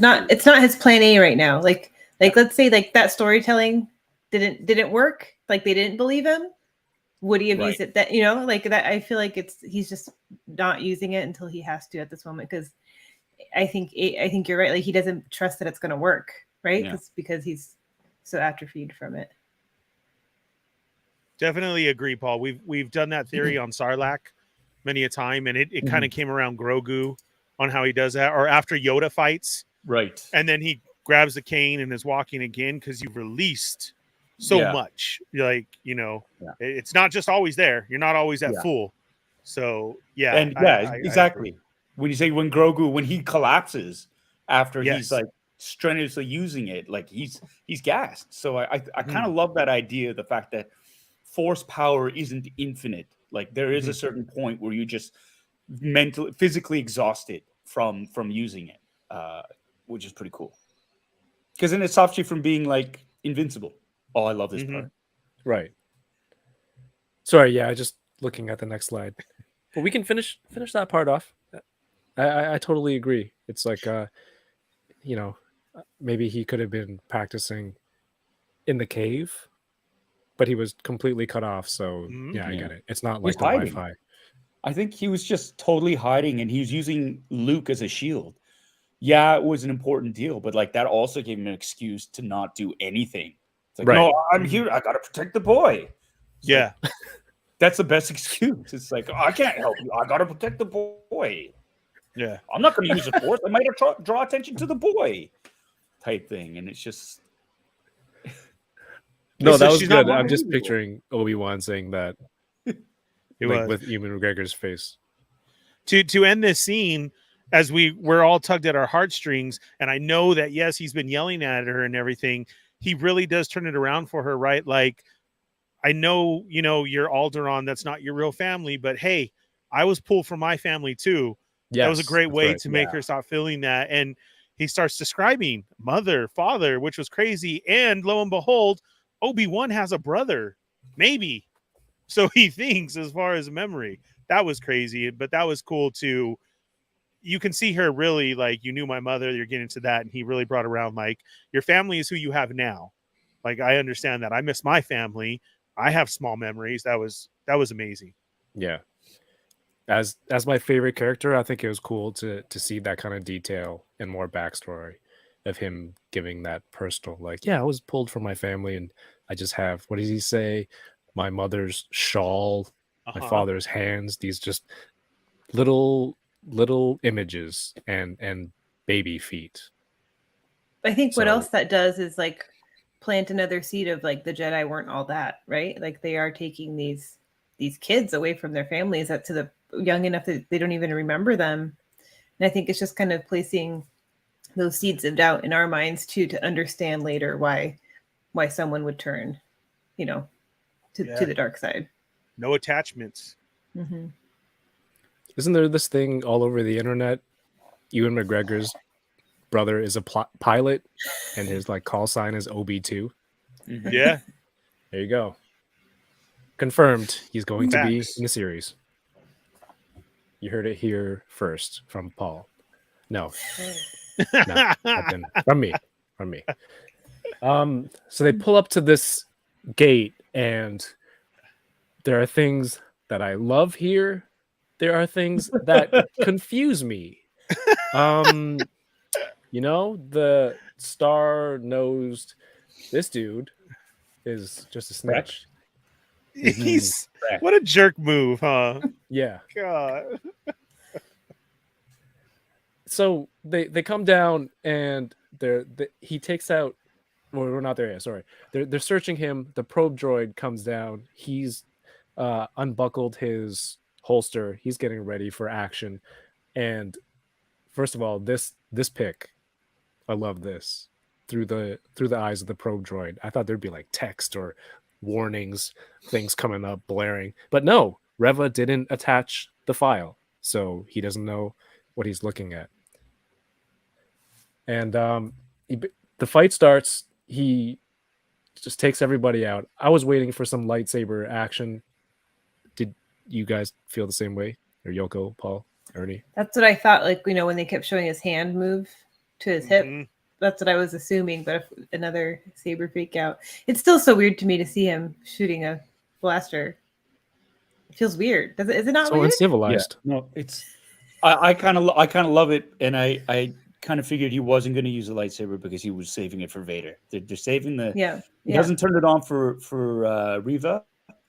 He keeps it hidden. He tries to, like, when he's moving it, it's more to hide it than anything else. And I love that move when he's stepping down. He hides. He unholsters, like he unclips the holster. Yeah. So he can quick draw basically. But I kind of figured he was probably going to use his blaster, and not because I think in the trailers they had a scene of him flipping one of the stormtroopers and shooting at that point. But I figured they were going to save the lightsaber for Vader. But this shot here, it's like, see, this is why children should have a hat. How close that is to her head, right? Like that's a slick move, but like if she had a ponytail, it would have singed it right off. Yeah, it's like, there you go. Leia's got a scar. She's not going to be, So, yeah. And I also love the fact that he's using a blaster because we all know his previous sense. The old Obi-Wan would never have done that, right? Like, he's like, oh, so uncivilized, even when he had to use it against Grievous. Thank you. He seemed disgusted by it. Do you remember? Correct. He shot him and he kind of like threw it down. He's like, hey. But it just, again, it's another layer to he's not the man he used to be. Mm-hmm. It's just his and he's gotten good at it with the blaster. He's gotten really good with the blaster. So it's just that other sort of side of Obi-Wan. Oh, sorry, not Obi-Wan, of Ben. He goes by Ben now. He's Ben. just Ben. Yeah, Has to be Ben. Yeah, don't mess with Ben. Ben's got a blaster. But Ben will also hang out to dry if he's scared enough, which is almost all the time, right? So this is I love these two sides of this character, Ben versus Obi-Wan. Yeah. I want to say what's up to first time chat from Asgardian Wookiee on Twitch. Oh, nice. Thanks for tuning in. Yes. So this fight, it's cool. A couple of stormtroopers who couldn't even figure out, like, did you say Leia? So yeah, they weren't the top of their class or anything. And they get taken out. One of them falls down. As someone in the chat said, they get Darth Mauled by the laser beams. That was so awesome. And yeah, so I was not expecting that. So much for the high ground. Right? You clearly had the high ground. But he used Mole Man as a shield. That was crazy too, Imperial right? Trooper really cares about Mole Man? No. They're probably annoyed with him too. Yeah, right. That was, oh god, that was so great. And then to turn around and shoot him, and you get the helm scream. That was awesome. But man, wasn't this like a little what do they call that? The precursor of things to come, to just that stormtrooper in half. Like, I didn't expect that at all. And I was like, oh, gross. In half. That's awesome. And, yeah, it was, because that was such a cool moment. You know what else I liked about that? This is a cool shot right here of this one. Would this not have been one of our old 3 3/4 toy scenes, Paul, that you could buy? Oh yeah, absolutely. Right, just this basic little setup. The little hut. Yep. Yes. And then the gate you put there with the a string or something, and it comes with your in-half stormtrooper. Yeah, that's always how I see things. Yes, you can pull them apart and put them there. So cool. The crazy part with this is a shot from earlier because it Yes. shows like the whole layout. He, Master Jedi couldn't get through laser beam gate, and he decides to blast. And I thought he blasted it because he was going to get back on the truck and go. Right. But he's like, no, now I can walk on foot. Look at this. I don't get it. Like, I don't know. Did something get edited out? And in turn, like, Maybe the that's a flow. hill, and you can't No. on that side. And Maybe there are that's a huge snakes. ass. There are snakes. They can't walk through the grass. Oh, there's definitely snakes, Look- and that's a look- huge ass yeah. rock. Where the main building is. There's definitely a gap there because there's a doorway there too. Yeah. Filled with snakes. Oh yeah, there's a doorway filled with Did you snakes. see? Yeah. It's so funny because there's that social media, like TikToker or YouTuber or whatever, and he does the whole where like, he goes, somebody did a meme of him like on the other side of that fence going. And like, yeah, it's odd. It may be a goof. It's funny to catch it, but ultimately, like, I see people talking about this show sucks because look at stuff like this. Like, no, this doesn't mean something sucks. Like, that stormtrooper freaking ran into a door in A New Hope. Like, this doesn't take away from anything. All right, yes, it's funny. It's funny and strange, but we can get past that, right? If you love it, that's not a big deal. Doesn't ruin anything for me anyway. It might And ruin that's the it for thing. some people. Like when you say, "Oh, you thought he was going to open it just so he could drive through," but they don't go back to the truck, the vehicle. No, they don't. They go to run up the road, which makes that whole exercise like. Well, then why did they do that? Just go around the gate. Honestly, though, but I think it is just to keep vehicles out. Like there are troopers on For sure. guard there, so if someone's trying to run across it, they would catch. So they're not worried about someone running around the barricade. They're just worried about vehicles. Yeah, no, trying to fly and through nobody's it. arguing that. Is the big thing is like, so then why did he go through all that No. stuff with the gate? I'm just saying Yeah, that's they're why gonna walk through. this setup makes like it's not like a mistake. I don't think. The whole. Oh, who's saying it's a mistake? No. I'm sorry. I thought we were talking about how him destroying the gate just to walk through it. Yeah. Seemed a bit odd. Yeah, no, that was odd. I expected him to get back into the truck as well. Yeah. But Oh, I don't know. unless- Because I thought Kev was saying, like, I thought you were saying that people on social media are saying, like, this shot ruins the Kenobi because it doesn't make sense. That it's not No, logical. like, And I'm just saying, this to me, kinda it is logical. Yeah, it's like a parking lot or a It's not a parking building. mistake, The arm yeah. comes down to keep cars from Yeah. leaving Yeah, without the paying. arm People down. can still walk around, but it'd be like me breaking that arm down and then walking through like Right, it right, was right. causing me like no, it's But 'cause I can't maybe get my he's car out. doing it for Leia. Like, is it maybe an adult with adult legs can walk around the side easily, but maybe this little human with little legs. He can't pick her up. Got tiny legs. Can't just That's force her to blast push it and walk volley her, through it. volley her over. Just again, maybe he's panicking. I don't know. Like I'm not gonna think of all the possibilities. It doesn't take away. It doesn't ruin this show for me or anything. Maybe there was a shot where he goes back to the truck and something happens. He's like, I'm just gonna walk. Doesn't matter. It just feels like something was missed there, and I think we pointed it out. We can move on from that. A second transport with more troopers come out, and this is I don't remember what her name is, but she is in the trailer, one of the trailers, walking out. And this happens to be the contact that they were supposed to meet. She shoots those stormtroopers in the back, and just that whole getting saved in the last minute kind of deal. I was hoping Obi-Wan could get out of it himself, but that's cool. He finds his contact. Does anyone remember her name? I know she's from Tala. Game of Thrones. Yeah, Tala. Okay, thanks. Really cool thing because I was rewatching the episode and I didn't pick this up the first time too, but the second time because I had the closed captions on.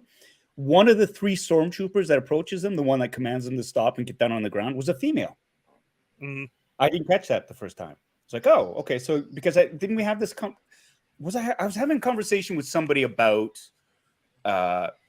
female stormtroopers. Ernie was spreading Yeah, rumor. there was, because there was, I was not spreading a rumor. There was the talk after the episode dropped of this, somebody saying, oh, did you check out the female stormtrooper? And I was like, Right. so what does I that didn't mean? see that comment. Like her dress was different or something? No, You know, no, she had she's got, different like, plates. same armor. Correct. No, right. But that's Yeah. why I was like, what was the deal? Well, come to find out, it was somebody who was at the con saying that she was there because she had been in previous other movies as a female First Order. stormtrooper. So Yeah, what we the see, First Order. correct. Yeah. There you go. Yeah. And it's like now it was this episode that she was in but couldn't say. So that's what it was the coming out like that. There was for a while, female stormtroopers, and it's like, well, yeah, there is, because look at Phasma. Phasma was a whole leader, like, yeah. But that's why I was asking, because I didn't catch it at all. I just kept seeing it. Like, it was even on Twitter. What do you call that when it's all popular? So it was going around like that. Trending. There you go. And it was a female stormtrooper. So that's why I was like, so what? She had a different costume? Like, why would you do that? And so when I was trying to find out, that's what led into the whole bit. But this is the one. Yeah, right, Paul. When you have it on, you can hear her, and she says that. And you actually heard so many different voices for the first time, right? Yes. For As stormtroopers, yes. Yeah. So cool. Any significance or ranking, Paul? Can you tell from these badges or the one? See, it's interesting because now they're playing around, because usually it's red and blue, but there's a green one there, and so there's no canonical sort of. This is the way it is for all the movies. There's a separate set for original Or is it trilogy. blue that's been washed out in the sun? Come on. For A New Hope, for Empire Strikes Back, Return of the Jedi, it went all out the window. They've got Rogue One, different rank bars between naval and for army. So it's just it's kind of, it almost feels super random, and it's not just for the Imperial forces too. It's for the Rebel Alliance, like in terms of the badges, the rank pins. Those are all over the place too. So I'm not talking about the code cylinders. I'm talking about the actual rank bar right there. Like they're actually buttons for machines that are placed on a metal plate. Yeah, those things right there. The things that are chalk holders, basically, those are the code cylinders with each of the officers. They're chalk holders. Yeah, I didn't know that. I haven't seen those in whole. That's awesome. Throwback. Yeah. Thanks, Paul. So that's so cool. But yeah, I'm talking about the actual rank bar right there. Those are again 3-in-1. I've never seen a green one. They've always been red, blue, or even yellow. They've introduced yellow now, but with the green, I have no idea. So, yeah, that's awesome, Paul. Sorry, I didn't mean to cut you off. Because I saw somebody's comment, Oilers. Did you see that, Kev? Because I wanted to point it out to you. I was calling him the Tony Montana stormtrooper. Did you hear that clear accent? The one who grabbed Leia? No. The one he shot? Oh, dude, it so felt like Tony Montana. Like, for reals. He had an accent. I was like, Tony Montana stormtrooper. Can you do it? Because I can't do it. You're the... Because I don't remember what he said, but he grabbed Leia, but you can hear a clear accent. So not only, you have like accents, you have different voices for Stormtrooper, you had a female voice. That was cool to see, because you've always had that standard on the mic inside the bucket type voice, like that's how everybody sounded. And now you're actually seeing, of when they strayed away from the clone troopers and started the program to bring just real people in. That was cool. A great job in this episode to do it, because especially this one, you hear it through almost like each one. Yeah. Cat Live says, I always like the hats these Imperial officers wear. Paul, you have one, right? I have 4. Nice. Because of pre-order, or you wanted... I mean, I said you have... Are they different? Make Are it they relatable. the same? They're different. They're different colors, different makers. Jeez, Kev. I didn't say 4. I was just trying to tie it in. Like, hey, Paul, you have one, right? And, I have 4. Yeah. I have 4. 2 from Anovos, 3 from Anovos, 1 from another fabricator in the 501st Legion who made it for me. And actually, I have 5 because I have a brown one as well. That was for the short troopers that somebody else fabricated for me. They No sell them comment. at Galaxy's Edge. It didn't fit my fat head. I wanted one. Yeah, they sell them there in the First Order part. Oh, they the First Order caps or the Imperial caps like that? See, that's what I thought. But there's a First Order store, and they have these ones along with the gray coat that you can wear. Okay. And it has markings on it, and that's why I was like, "Oh, this is legit! Like, I want one of these." And oh man, it looked like a dunce cap because it didn't even. I was like, "Oh, like a pea on a drum. It's a little bit too small." For real. Cap Liv says, "Nice to hear other accents in Star Wars outside of British." But then, like in Mando, you know, they were. And Newt Gunray. There's no Nemoidian stormtroopers, for sure. Therefore. All right, so she brings them into town. Let me know if I skipped over something important or you wanted to bring up. But they bring her into the shop that has one of these droids that looks like he can kick ass, and bring him to a secret room where it's like this secret, almost underground railroad type deal. They're saving force sensitives. Well, she reveals to them that they're not just hunting Jedi. They're hunting, if you're just force sensitive, they're coming after you. And I think we kind of know where that's going. But, you know, so this is their way of saving the force sensitives. And looking around the room, Obi-Wan was like, Quinlan was here.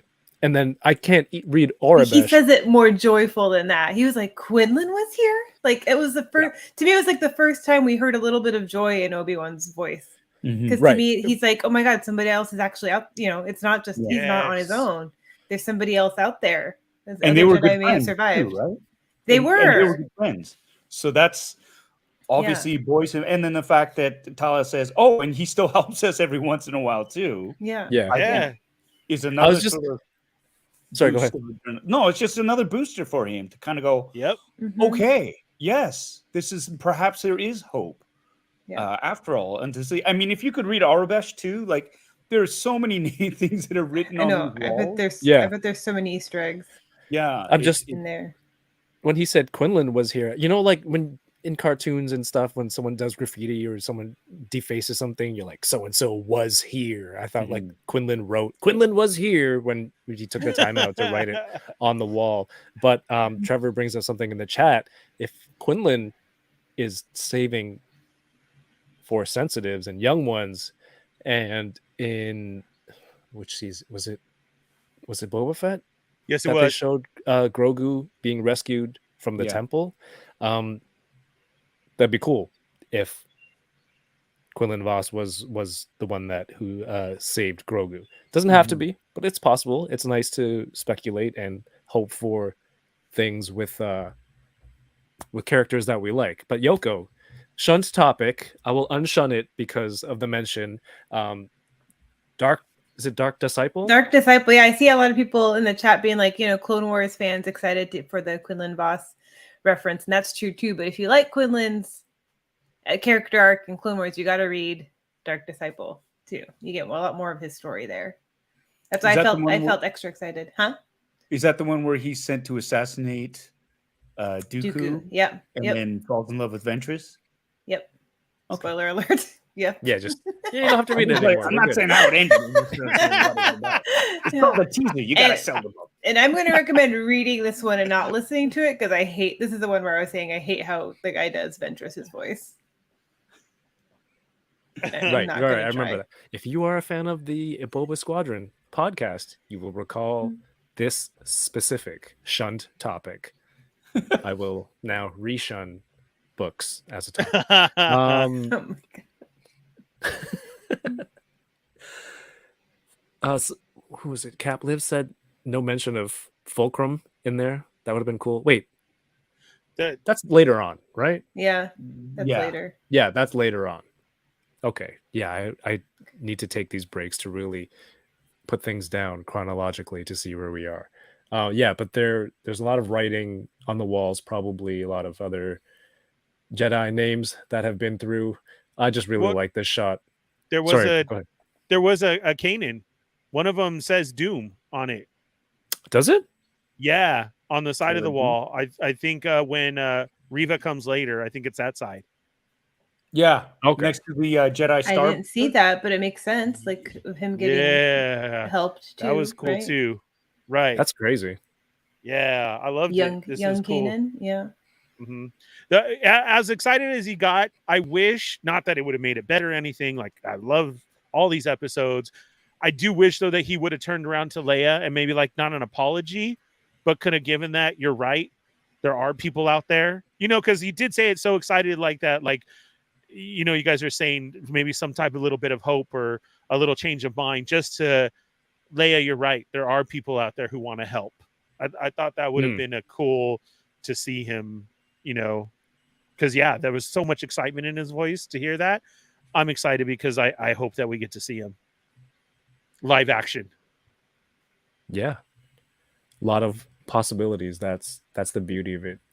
A lot of these storylines kind of left open-ended and they can just pull from wherever.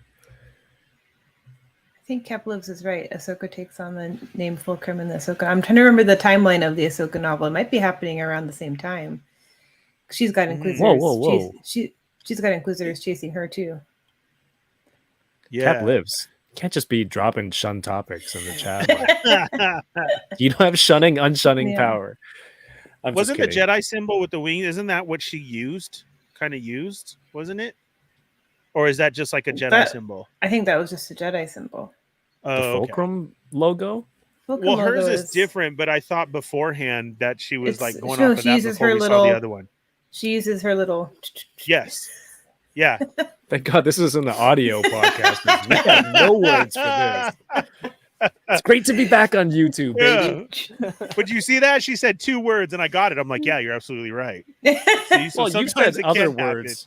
You said many words that we've had trouble deciphering. That's okay. That's me. Doesn't this look like Build a Droid? When you saw this in Batu, Build a Droid. Oh, now that you say that, yeah, I didn't think about it then.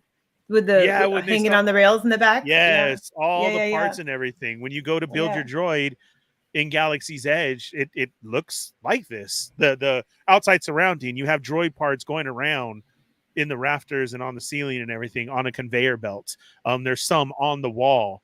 It was very reminiscent of that, and I thought, oh my God, that's awesome.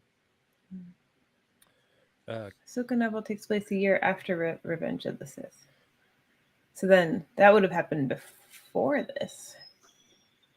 That's what I did with the. Yeah, Collecting Star Wars says the Fulcrum logo is Ahsoka's face markings. I think I caught it the second time watching Rebels. But yeah, Cap Lives, the Ahsoka novel. Wow, you're just going all over with the shun topics. Takes place a year after Revenge of the Sith.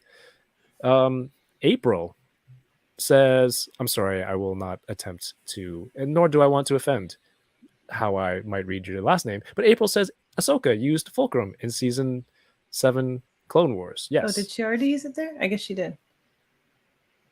Did she? I don't know. Did she not when they found her at the end? I guess so. I don't know. I thought it was earlier than that. Timeline is not our strong point. It's hard, man. Timeline is not our strength. My anchoring point is like, okay, this is happening. Is Boba Fett in the Sarlacc pit at this point? And then that's where I can use it. Is it really? That's it. That's your timeline. Is in the middle of Kev's timeline is the Sarlacc pit itself. And he goes to his whiteboard and he's like, okay, here we go. Yeah. People use BBY before the Battle of Yavin. No, that's an archaic calendar for me. There's a new system. Ahsoka kills the 6th brother, not the 5th. Just to clarify also. Sorry, Lucky Butter. I know you love Boba Fett too. Thanks, Lucky Butter. On the Speaking payroll. of Bobo Feet, how many likes we got on there? Jesus Christ, no. Let's not forget. Let me see. What are we at? 56. We got 72 people in the chat. Only 56 likes. Remember, we'll get Ernie to take his Crocs and socks off. Crocs off, socks off. We can't get to 100. It's only 72. Crocs off, socks off. Love it. Before before fall in Sarlacc pit time. Yes, there we go. That's Kev's timeline. All right. Who's with me? Let's make history, Butter Nation. Whoa, who's that? Yeah, get Is that some. Paul or Yoko? No. That's me. Sorry. Is that the boat? Dang, that's a just a car. It's a hill though, you know, so sometimes they have to rev their engines to get up this hill. gotta get it up and really wind it Yeah, up. yeah. Amish Ace in the chat. How are you? Welcome. Oh, did you meet Amish Ace, Yoko? Yes, I did at Star Wars Celebration. Yes, that's cool. It was cool. Man. Go follow Amish on Twitch. Absolutely. Shout out. A great Lego building channel. A lot of awesome Lego people on Twitch. I love it. He's working on a full shoot, I forget what you're working on. Some kind of cosplay though. He's working on a full, I was gonna say Mando, but it's not, right? He'll let us know. He'll let us know in the chat. Oh yeah, there's shout outs. Thanks, Yoko. Did you do that? I did. Oh, do you that. did. I know how Twitch works. I know how things work. All right, so they're back in the tunnel. They had this confrontation with the stormtroopers because now the Inquisitors are in the What is town. Mando? They're knocking on doors. You know, this guy's got the hammer, or this droid has the hammer behind his back. So I'm ready for some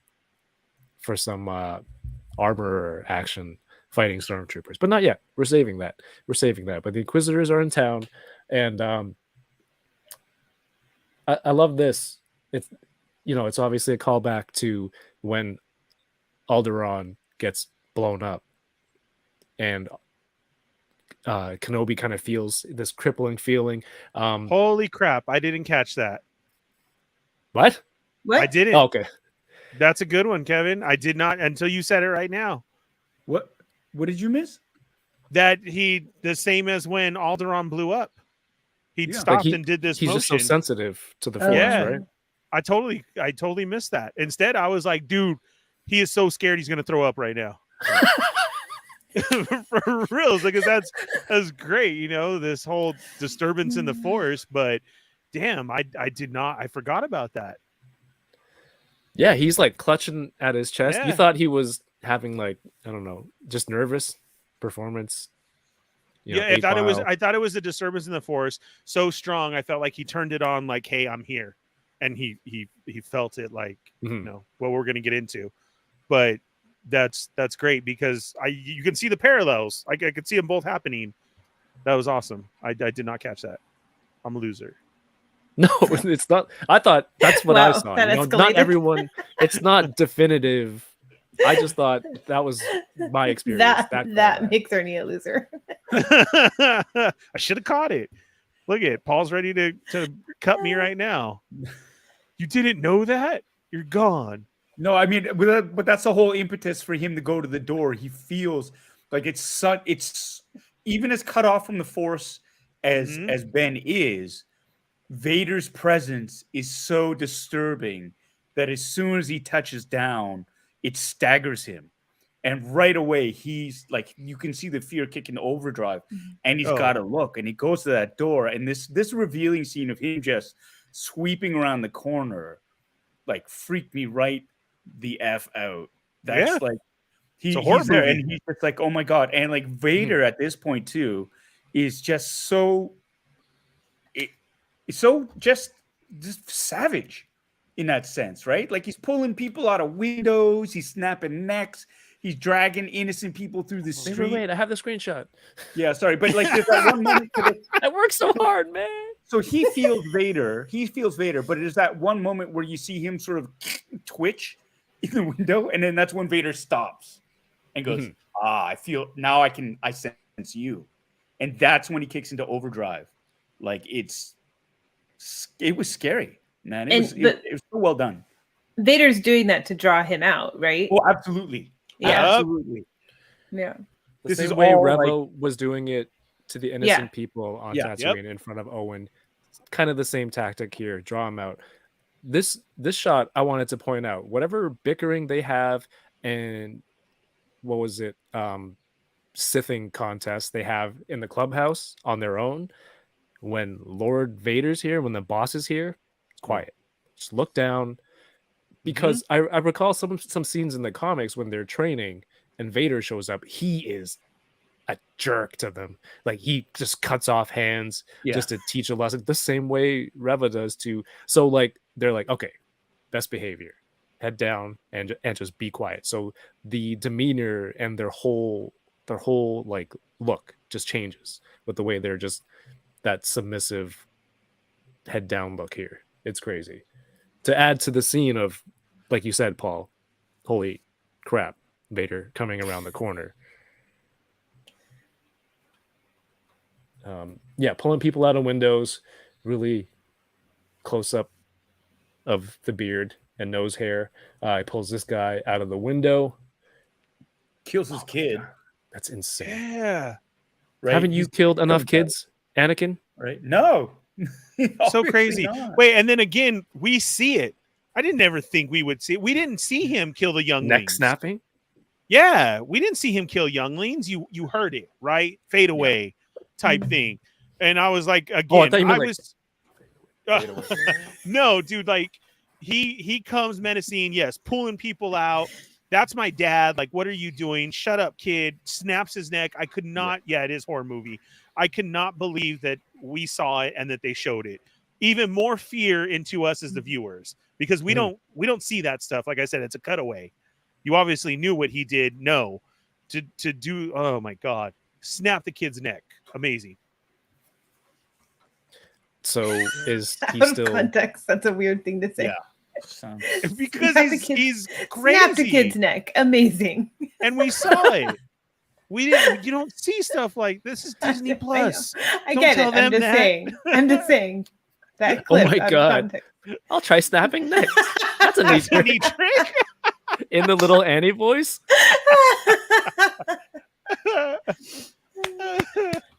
Thank you. Literally action face. That one made my night. I think I'm getting an extra one of these from what I can glean from the last episode from 796 Studios. I might have an extra one so I can have a nice army of younglings for certain scene recreation. Oh my God. But hey, after all this stuff, is Vader still redeemable now? Thinking about the end of Jedi with this kind of stuff, pulls this guy in the air. The sun comes running out, and he just cracks his neck, drags the other lady. Are you this one? Are you an angel? You're gonna meet me. Oh man, that's great. See, everybody gets it. It is amazing. Oh my God! Is You're it just gonna going to meet be one. photos of like Jake Lloyd now as Anakin with these quotes at the bottom? My God! Thank you, Marcus, for that one.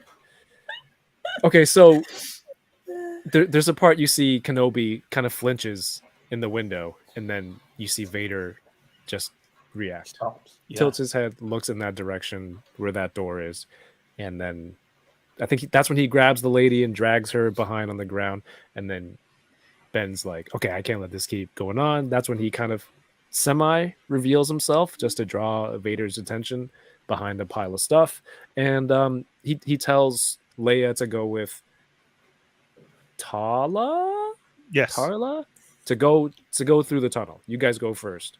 I'll draw him away. And I don't remember. Can you please correct me, or if you know, does he say like I'll meet you there, or is it another you take off first scenario? I think he says I'll be right behind. Like I'll meet you there. That's how he gets it to go. I'll be right Mhm. behind you. I Yeah. think. Yeah. But really, he's just drawing Vader away with no intention of going, because it seems like if he's trying to get Vader to chase him and then he meets them there, he just eventually be bringing them along. That's the part that I missed.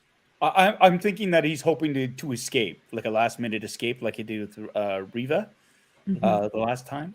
That's it. So I don't think he's going off to die. at this point. If that's what he's not sacrificing himself, he literally is just the sense that I got. He's drawing Vader away from Leia, who's the most important thing. But his plan is to like lose him and get back to the spaceport so they can all leave. Right. Yeah, for sure. Well, I mean, as a viewer, we know he's not going off to die for sure. I just thought it was. I just don't remember what he told her, but to get her to go. But he draws him out. He draws Vader out into this field on this mining planet. And all right, just tell me, Yoko, the feels when this lightsaber ignites, and you too, chat people. No, my first thought was, oh, this is that poster, but they lightened up the background. You know, like the picture that they use. But oh my gosh, goosebumps though. Once that thought passed through my head, like once the marketing, happening. Once the marketing brain turned off. yeah, I guess so. What do you think? I love it. Okay. I think Ernie's out of here. Man, you did that with such umpire force. I know, yeah, that was pretty good. It's baseball season. Paul, how was this part for you? Yeah, Susie sparked it up. I was like, oh, it's on. We're gonna see it, and it was just I got goosebumps. I have goosebumps right now looking at that image of how it's such a cool shot, honestly. Yeah, and like this is Vader from Empire Strikes Back, where he just like he disappears and like leaps out of nowhere all of a sudden. Like this was so frightening, especially that when Obi-Wan finally does ignite his lightsaber. Like I love this. He's there and he just runs off. I thought, well, yeah, that makes sense. He doesn't want a direct confrontation with them. But when he finally does turn on his lightsaber, it's not in response to Vader. He can't see. Right. So he turns it on defensively, and the blade is blinding him, right? Because everything else is so dark, he can't see anything. But then it's just like when Vader finally does like lunge out at him, man, oh my God, just so many different emotions because you know it's not going to be like the same battle that they had at the end of Revenge of the Sith. It's Ben now. It's not Obi-Wan, and he is seriously out of practice. Like Vader's one-handing it, and Obi-Wan's got the cross grip. Like he looks like he needs that much strength to sort of push Vader off, type thing. But just so many. I held my breath. I think for this entire sequence, him going around. He's also fighting defensively, right? Oh yeah, Ben is. Yeah. He's totally just trying to survive. He fumbled that little fumble with the lightsaber when he pulls it out. I think that one little move kind of spoke so much about where he was at. And then he looked, and then he was like, nope. Whoop, whoop, whoop, whoop, whoop, and just got the hell out of it. Need to redo that scene with that sound effect. Can he turn down the brightness on the saber? That's a little knob at the bottom. Yeah. Ernie, this scene. Wait, before we go, Paul, how many Vader sabers do you have? And then watching this shot, how many more did you order? I only have the one. It's the old Force FX one. From and the only thing about that one, the regrettable thing is you can't take the blade out, so you can't just display the hilt. And I will admit, I did go onto Corban Sabers, and I was looking at a couple of hilts. Hold it. So, also, is someone doing a lightsaber effect, or is that the cat purring? It's probably the cat purring. Cat. I've been hearing like because he's right in front of my mic. The glowing vibration, doing more than Ernie can. Yeah, see, there it is. Look at doing more. Yeah, this was all the above. Everything you guys said. Goosebumps, amazing. I couldn't believe it. Yeah, and then he ran away, like hilarious. This was the scene. You know, it's late. We're watching it. I did. I tried to stay up for it. Full work day, everything else, and then this happens, and you sit up. You're, you know, from whatever position, even if you were already comfortably sitting, you come to attention with this scene. It was beautifully done, amazing. I don't know. Yeah, this part, like Paul said, you're in pure dark, and Vader keeps showing up everywhere. You're scared. Yeah. And then they start a battle, and Vader is toying with him. That's what it was to me the whole time of, like, yes, Ben is in full defense mode. Vader's one-handed, like just feeling him out, playing with them, could do so much, and even says to the fact, you've grown so weak in these years. Like, oh my It's- god. And here's the other thing too. It's a lot like Empire Strikes Back. He's toying with Luke. Like Luke is like, Luke is going all out, and Yeah. Vader's like, and throwing stuff at him, and totally this was playing with him. everything. And so those Totally playing with echoes him. spoke volumes, I thought. And he kind of fights Luke the same way too, right? With the one-handed, and he's hammering down on him. Yeah. Yeah. And then that force push. Yeah. Woo! But it's because was he wants strong. to drag Sound it out, effect. right? He wants to torture him for a while. Yeah. Like he wants to keep Mhm. it going. Like killing Well, him that's in his mind, killing him now would be doing him That- mercy. That's Well, why he at the says end he has so. no concern. Yeah. Yeah. And he also says to him, it's like, this is just the Yeah. beginning of your pain. Yeah. This is just the beginning. You're not going to get out of this. So he's going to make him suffer. This is so personal. If he kills him right away, he gets no satisfaction. Right. So he wants it drawn out. He's got him, and he knows he has him. And so that's Look at why that he scared wants to look. make him suffer as much as possible. Right. And so Yeah. him dragging him through that, all that fuel, that ignited fuel, Man. was nothing, like a 10th, 100th of what he wants Obi-Wan to feel. Hmm. I'd never seen a saber ignite a fire before like that on purpose. It was funny, Again, he because knows he what was he's looking. doing. He wasn't breaking eye contact. No. with Kenobi, so he's holding him up, and then he doesn't bend down. He doesn't reach down. He does that kind of lean with one knee, like just to dip the saber into the whatever their mining is. I thought that was funny. But if we were talking about the previous scene in the town being like a horror movie, like this part of just pitch dark and then using the lightsabers to look around, I was waiting for Vader to just pop up out of nowhere and slash. But instead, he just kind of like, it's like a slow reveal out of the shadows. Yeah, but I was nervous as heck at that part. Oh, and then this is the part they're further on. They get to a wide shot of them fighting. Kenobi's being very defensive, and they're just hacking at each other. Oh my god, that looks so good. And you know, when it's paused here like this, right before he hits that steam thing to try and buy some time, Right. kind of like the Luke fight. Mm-hmm. Just the body language there, though, too. You know, you can see it. Like he doesn't want to fight. Nope. He doesn't want to do this. Look at his stance, and Obi-Wan is two-handed everything for his life. Yeah. Like, you can amazing. What a scene. Oh, I like that. Call back to what he said to Leia about being afraid in the dark. Nice.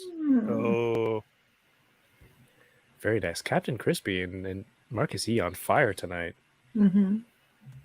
The chat is awesome. Remember, chat, you all make this enjoyable. 71 right now. Oh, and then sorry, that just reminded me of what Quinlan wrote on the wall. Yes. It's the only when you have your eyes closed that you can truly see. See the way. See the way. So I thought that was pretty. I think that's very prophetic in a sense too. All right. There are 70 people watching. 72 likes. How is that possible? 72 likes. Yes, people. All right. All right, Ernie, Come take on, off Ernie. your Crocs. Get ready. Start doing Slowly. those exercises. Slowly coming off right now. Do, do, do, do, do. All right. All right. Let me just put a gifted into the chat for now, and whoever is lucky enough to get it, welcome to the Butter Nation. This is the way. I don't know if it's referring to those Mandalorians. Might be a little bit. Maybe the wording was just a little bit familiar. I don't know if that's what they're referring to. Yeah. So in this fight, what now? Look at who got your gift. Ernie. Ernie, you weren't a member before. No. Evil Diva was. That's why you're still a prospect. Evil Diva was. That's the same thing. This is I'm sorry, chat. That is just. I swear, it's not a scam. I'm in the chat to talk to everybody. I'm sorry. Yeah, But Ernie, thank you. welcome to the Oh, donation. gee. I don't Yeah. get no sound effects, no nothing. Here you go. Ah. Trap horn. Wah, wah, wah. Rig away. See, I can't have stuff like this happen. I'll shut off the chat. Sorry, I had to take away my thumbs away. There you go. The whole credibility of this institution has just gone down. The whole credibility. Dang. Oh my god. How quickly they turn on you. This is a scam. My goodness. Look at that. What? People weren't even in. I'm trying to conversate with people here in the squad. Okay, here. Let's try again. Let's try again. Well, it can't be Ernie again. But Oh, I thought I said it went to you. no, I can't. I read it wrong. Cat got it. See? Worthy. Yoko, Worthy. thank you for the gifted to Cat Worthy. Lives in the chat. Much appreciated. Sorry. Blame Ernie. Damage control. Damage control. Thank you, marketing. Thank you. Yeah. Sorry. And of Thanks, course, Yoko. yes, thank you for the gifted. All right, should we go? We're almost there. Chat, I promise you. 2:12. We're gonna wrap this up. Force choke. It's got Kenobi. This is just a crazy scene. Anyone stop me and tell me how you felt about this if you need. But he tips over the fuel, whatever it is they're mining, sets up this scene, and he's like, yo, I've seen your memes on the internet about roasting me in a barbecue. I'm gonna put you into these flames. Just some of the shots of him in the fire holding and moving Kenobi around, absolutely crazy. RMD says petty Vader. Very petty. Puts him in the fire, drags him through. Oh, Revenge, yeah. His screaming was intense. Yeah. You can feel it through. I mean, he's lit a fire, burning through. Again, he knows what he's doing. This is all revenge. I'm not going to kill you. You're going to hurt. And we hear it. Like, I felt for him at this scene. Then he's slowly dragging him through the fire. Yeah. Mm-hmm. Like, wow. I was wondering if this is what somehow ages him up quickly. Yeah, I was waiting for that too. Maybe he eats some force lightning along the way, because you know how that made the Emperor really old. Mm-hmm. Maybe that explains how he ages to Alec Guinness age. Again, double suns and no sunblock could do the same thing. Yeah. But I mean, hold on a second. Wasn't Sir Alec Guinness like in his 60s when he did Star Wars? Right? A New Hope. He was in his 60s when he shot it. And so Ewan McGregor, he's in his 50s now. And if this is 10 years before Star Wars, if he to continue on in another 10 years, he'd be in his 60s. So he's about the same age as Sir Alec Guinness was. He would be, right? So in 10 years, you can age tremendously without being dragged through fuel. It's called having kids, right? Like or just living life. That's basically what it is. 10 years ago, I looked different too. I had all black in my beard. So it's not that big of a leap. And as well, if you look at Owen Lars, he's aged horribly as well. Because if you look at Joel Egerton now versus how he was Uncle he was Owen 58 in New Hope. Who? Sir Alec Guinness? No, he was in the 60s. I say he was 58. Oh. Was he 58? No, Sir Alec Guinness was way older than that. I read like a snippet. Hold on, let me read the whole thing. 16 Shooter says, yeah, he was 58. 58 when production began. 51. 62 during most of its filming. Yeah. Okay. So wow. I mean, I was 20 when our stream started. And then, look at me now. Not everyone ages the same, right? But yeah, no, it's just when you see the side by sides, it looks very drastic. But yeah, Paul, you're right. In 10 years, it could be very different. Let's see. All right. So somehow along the way, Tala decides I got to go back and help There's no question mark in her name. Is there R? Someone wrote Tala No, and someone it's- wrote No. Tarla. Oh, No, really? Tala. No, I thought T-A-L-A. Tala, Tala. Tala. Okay. And She bringing her up decides- real quick, Kev. You don't have the shot, but she goes and helps because Leia tells her to. But Mhm. there was a scene. I don't know how you guys felt. Do you think she's force sensitive? Because as he started going through this hurt or this scared when they Oh, were yeah. running, she stopped and looked back, Yeah. like she felt it. You get what I'm saying? So I want to. Oh, do you guys think Tala? she's force? Yeah. Do you Yeah. think she's force sensitive? Based on Possibly. just that, no. Maybe. Well, Okay. because there's a point earlier in the tunnel when Leia tries to get her to go back. She says, no, no, no, no, no. And then all of a sudden she just sort of stops. And you're right, Ernie. I never picked up on that. But I did questions like, well, why now? Is it because they're closer to the other side, so she feels more comfortable now?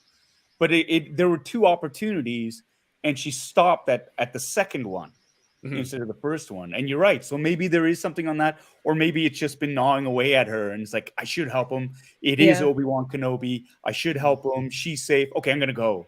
I think it might be that too.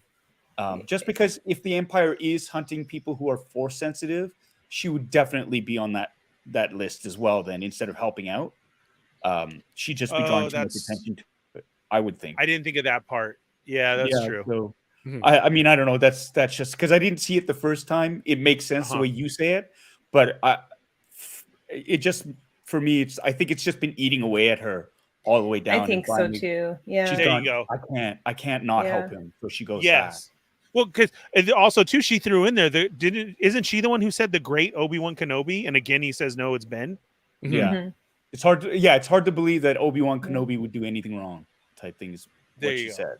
Yeah. So Right. So she turns, I mean, she either turns around and goes back that way, or the tunnel branches off somewhere, right? Because at this point, Reva catches up and enters from the safe house. So she should have ran into no, but she doesn't go in through she finds a tunnel, but she doesn't chase into the tunnel. Right. She She doesn't goes end around because I right. think she guesses where it's going to end up. Right. You're right. That makes sense because she meets Leia at the end where At the end, yeah, the she kills pilot the is. pilot. Right. Mhm. And she goes, no, don't worry, come to me. I'm safe. It's like, yeah, so not trusting you. Right. All right. Good point. Yes. So she takes a sniper shot, and in that time, it gives them a chance to free Kenobi.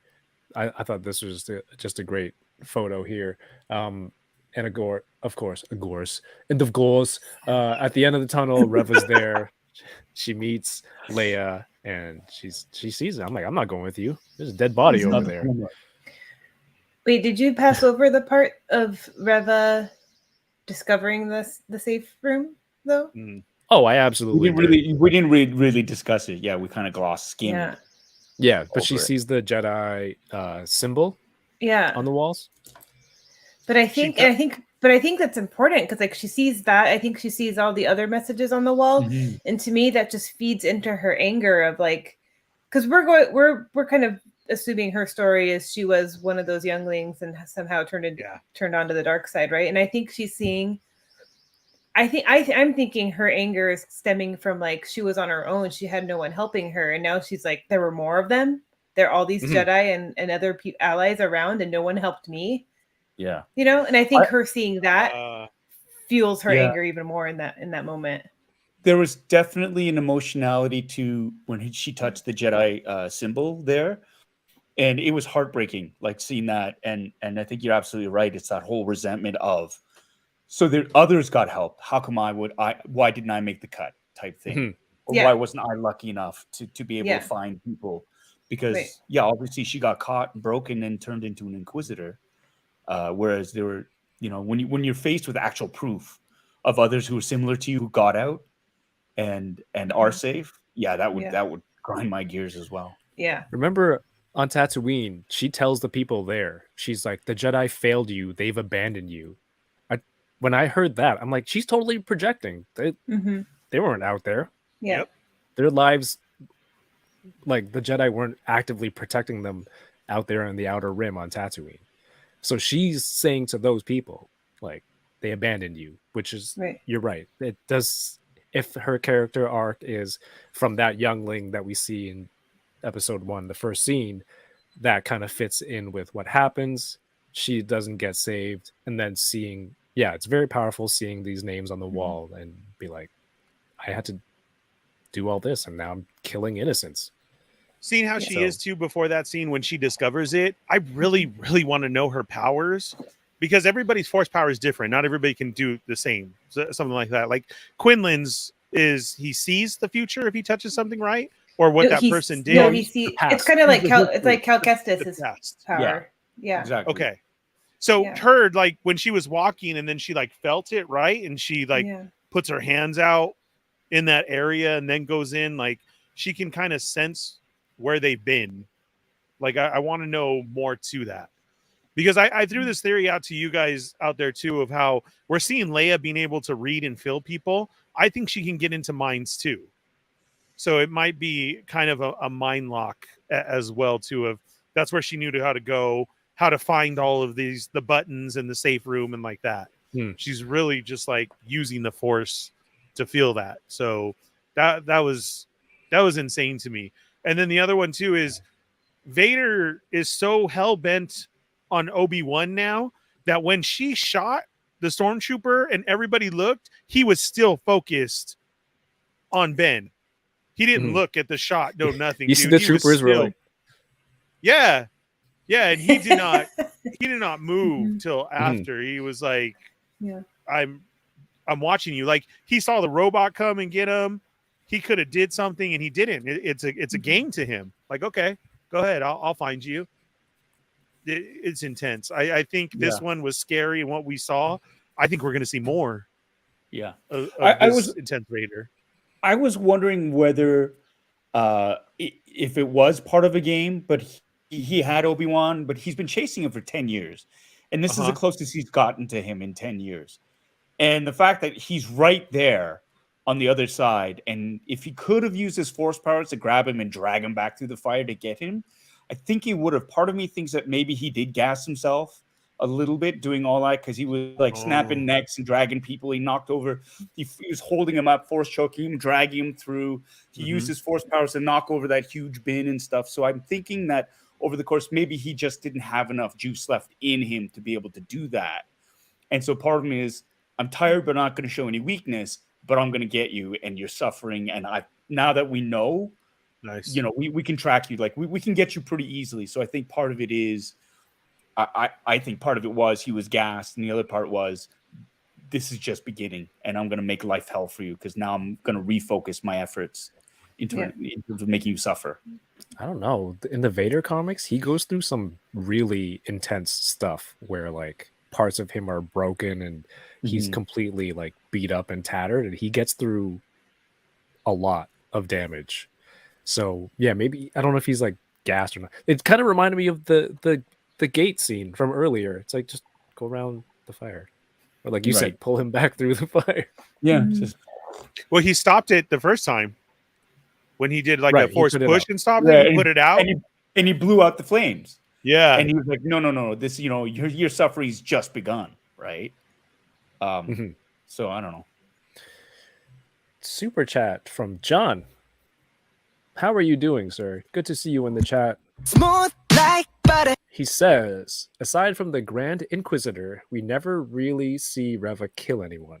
What if it's all a ruse and she's helping the Jedi, sticking near Ben to help him? I think I see some echoes of that in the chat as well. Maybe it's some long con. Do we see her kill? She cuts Tatooine Karen's hand off. Dude, yeah, you call her Tatooine Karen.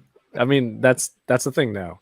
But yeah, there were some other theories in the chat. Maybe she's trying to get to Vader. Do you see this as a possibility? She's playing like some ulterior motive. Possibly. I don't know. Here's one thing though, which just and this is a spoiler. This happens I don't know if people want to hear this spoiler or not, but I figured I saw this on IMDb. This is how I got it because I was looking up actors' names and stuff, and that's when I saw it. And sometimes you see the actor's name, what character played, and how many episodes they are in, and this revealed a lot for me. So it's like, oh, okay then. So it was one of those kind of spoilers. Oh, okay. You know, so I'm sort of reluctant to share it here. But sometimes they credit for being in episodes that they're not in to avoid things like that. I think there's some shows I cannot think of an example right now, but like sometimes like someone gets, especially if it was like a lead or something, and they get killed off, they still leave them in the credits for the whole season. Yeah. So take this with a grain. I guess I could take it with a grain of salt, but I did see something when it makes sense too. But it also tells me stuff. If it is true, then it tells me stuff about, okay then. So that was the other spoiler bit about it too. But yeah, I think you're right, absolutely right. It's IMDb is not it's almost self-policed in a way. I know actors, they could submit their own credits, and sometimes they inadvertently let spoilers slip through, like their own casting on certain secret projects. I know that happened on Have you done that? For a couple of shows that no, not me, but I've seen it for a couple of other shows where like not me, friends of mine, and said, "Hey, look, this person's." No, I don't put my own IMDb stuff. I never do that. I let my agents do that. But I have seen it where it's like people get a scoop and go, "Oh, this actor has updated their people have updated their IMDb page, and now we can confirm that they are on this project," type thing, right? And people can guess casting that way. Anyways, this is something I saw on there that I thought, oh, okay, well, that's interesting. If it's true, then it's a spoiler. How many episodes was Kumail Nanjiani credited for? I think it was like 3 or 4. I think so. I mean, and we're on episode 3, and he's only been in one. Wait, that math still works. 3 or 4. Okay, yeah, that still works. Maybe he catches up with them to help. We'll see. But at this point, we're halfway through the season. Wait, did you say your spoiler, or did you decide not to say it? He didn't. He was very vague and handled it like a pro. Didn't confirm anything. Nobody can make a clickbaity headline. Trust me. The whole time he was talking, I was trying. I'm like, what can I use here to get more views as the headline? Nothing. Didn't give me a thing. Didn't give me any. He's learning. It's like, I can't trust Kevin, so I'm not gonna say anything. But we're halfway through the season. I mean, how's it feeling so far? The show for you? Hey, again, this is a series that is meant to be watched as a 6-hour movie. I'm liking the little cliffhanger-y moments in it, though they feel a bit manufactured in that sense, because they know, even though it's meant to be watched as a whole thing, you've got to keep it from episode to episode. So I understand that structure there. So far, it's hitting all the right notes in terms of the exploration of Anakin Skywalker becoming Darth Vader, but also Obi-Wan Kenobi being completely shattered. And that other side, I'm loving the fact that it's focusing more on Leia instead of Luke, because I think Leia's story has been largely unexplored, and I love seeing her getting more of the love and the attention. I can't wait till the next episode to see what happens to Obi-Wan. I'm really, I'm enjoying the series a lot so far. And it's interesting too, seeing all the butthurt fan tears out there, because I've seen videos already on YouTube saying like, why does Lucasfilm hate all their legacy characters and shit like that? And it just, honestly, those tears of bitterness bring me joy in that sense, because it's like, how can you not enjoy a Star Wars story? How sad can your life possibly be that you feel that ripped off or that butthurt over something that's happened just because it doesn't go the way you think it should go? Anyways, I'm enjoying it immensely, and I think Deb's doing she's done a great job, and I'm loving the performances, and loving where the story goes, and I love that it keeps us guessing. Yeah, awesome. Thank you. Absolutely right. The whole Leia thing threw us for a curveball, and I'm loving it. Yoko is your name. Yes. where are you at with this series so far? Same thing. I feel like part 4 feels so far away after we got 3 in less than a week, and then we have Totally to wait a spoiled. whole week for part Mhm. 4. It's really not fair. I know, like, going into the series, I was really hoping we'd see Cal, but now with the Quinlan teaser, I'm hoping we get a glimpse of Quinlan. Mhm. And if we don't see him on this show, hopefully we see him somewhere else, But Awesome. that's kind of where I'm stuck right now. But of course, like, I don't want to. I was about to say I love seeing Obi-Wan like broken like this. And I don't mean that I love it. I hate it. Makes me sad to see him like that, but just to see how his character, like, just how he's evolving or like devolving and then now re-evolving. not to start with the re's again, Kevin, Oh, no. but just to see the growth like that is powerful. Yeah, I agree. And again, there's more of the story to tell. Real quick, thank you, Crapalicious, for the follow on Twitch. I love that. It's close to sacrilegious when Ernie eats White Cross candles. Ernie, Cross candles.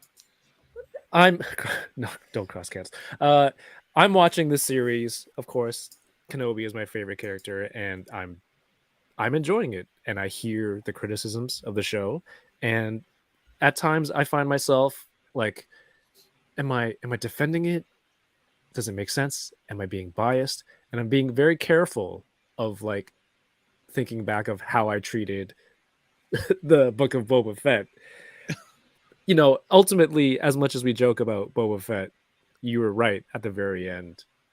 And like Paul said, once you've seen it as a whole, what it does for Star Wars, that show bringing so many characters in and all those storylines.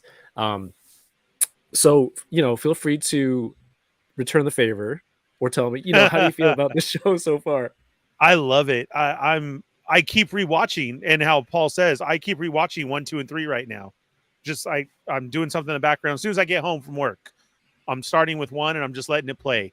If I have to pick up the room or doing this or that, if I'm out and about, it's just it's so good right now. We're getting a backstory that, of course, all the time that we say of being such in this from the beginning, that we've played these stories out in our heads or had the comic books or old books. And now to see it on the screen, the way that it's depicting, she's doing an amazing job. I can't believe it. Like, we're just looking at your screen. Those are screenshots, pause moments from the movie that are there that are just amazing, and we go off on 2 hours of talk on an episode because it is that good. They're doing a great job. I can't wait for these next 3 episodes. Yeah, guys, we only have 3 episodes. Like, I can't believe it. It's sad to say that I hope that the response to this is that we get some other type of story, because I'll take these background stories or anything all day. The time that we are in right now to get all this Star Wars stuff is amazing. It does suck for the other way it's being twisted or turned out there with comments or this and that. But, from Celebration to rolling into this, there's still a lot of great Star Wars fans out there and true Star Wars people. And this is amazing to get this and to watch it. And then to sit here with everybody from chat and how many people stay along for the whole show and like that. We did 4.5 hours last time, and we had like 70 some the whole time. That's unbelievable. Like, now is everybody staying along or more people joining in? I think that just goes to show that you can't take these comments or what's out there. Is it upsetting and it's wrong? It is, but look at this show. Look at all these other shows. I do another Star Wars show, and it's the same thing. I can talk Star Wars all the time, and this is what you get, is like a real fandom, a real great experience. And what a time to be here and able to receive this and get an amazing look and the depiction that they're putting. I can't wait. I don't know where it's going. I don't know about Reva. I think about that constantly. All these theories that are thrown out, and Leia, and are we going to see Luke? I don't care if we don't see Luke. We don't have to. Yeah, for reals. If it cuts with him if it's him in the end is him playing with his little T-16 Skyhopper, awesome, cool. There we go. Yeah, it's amazing.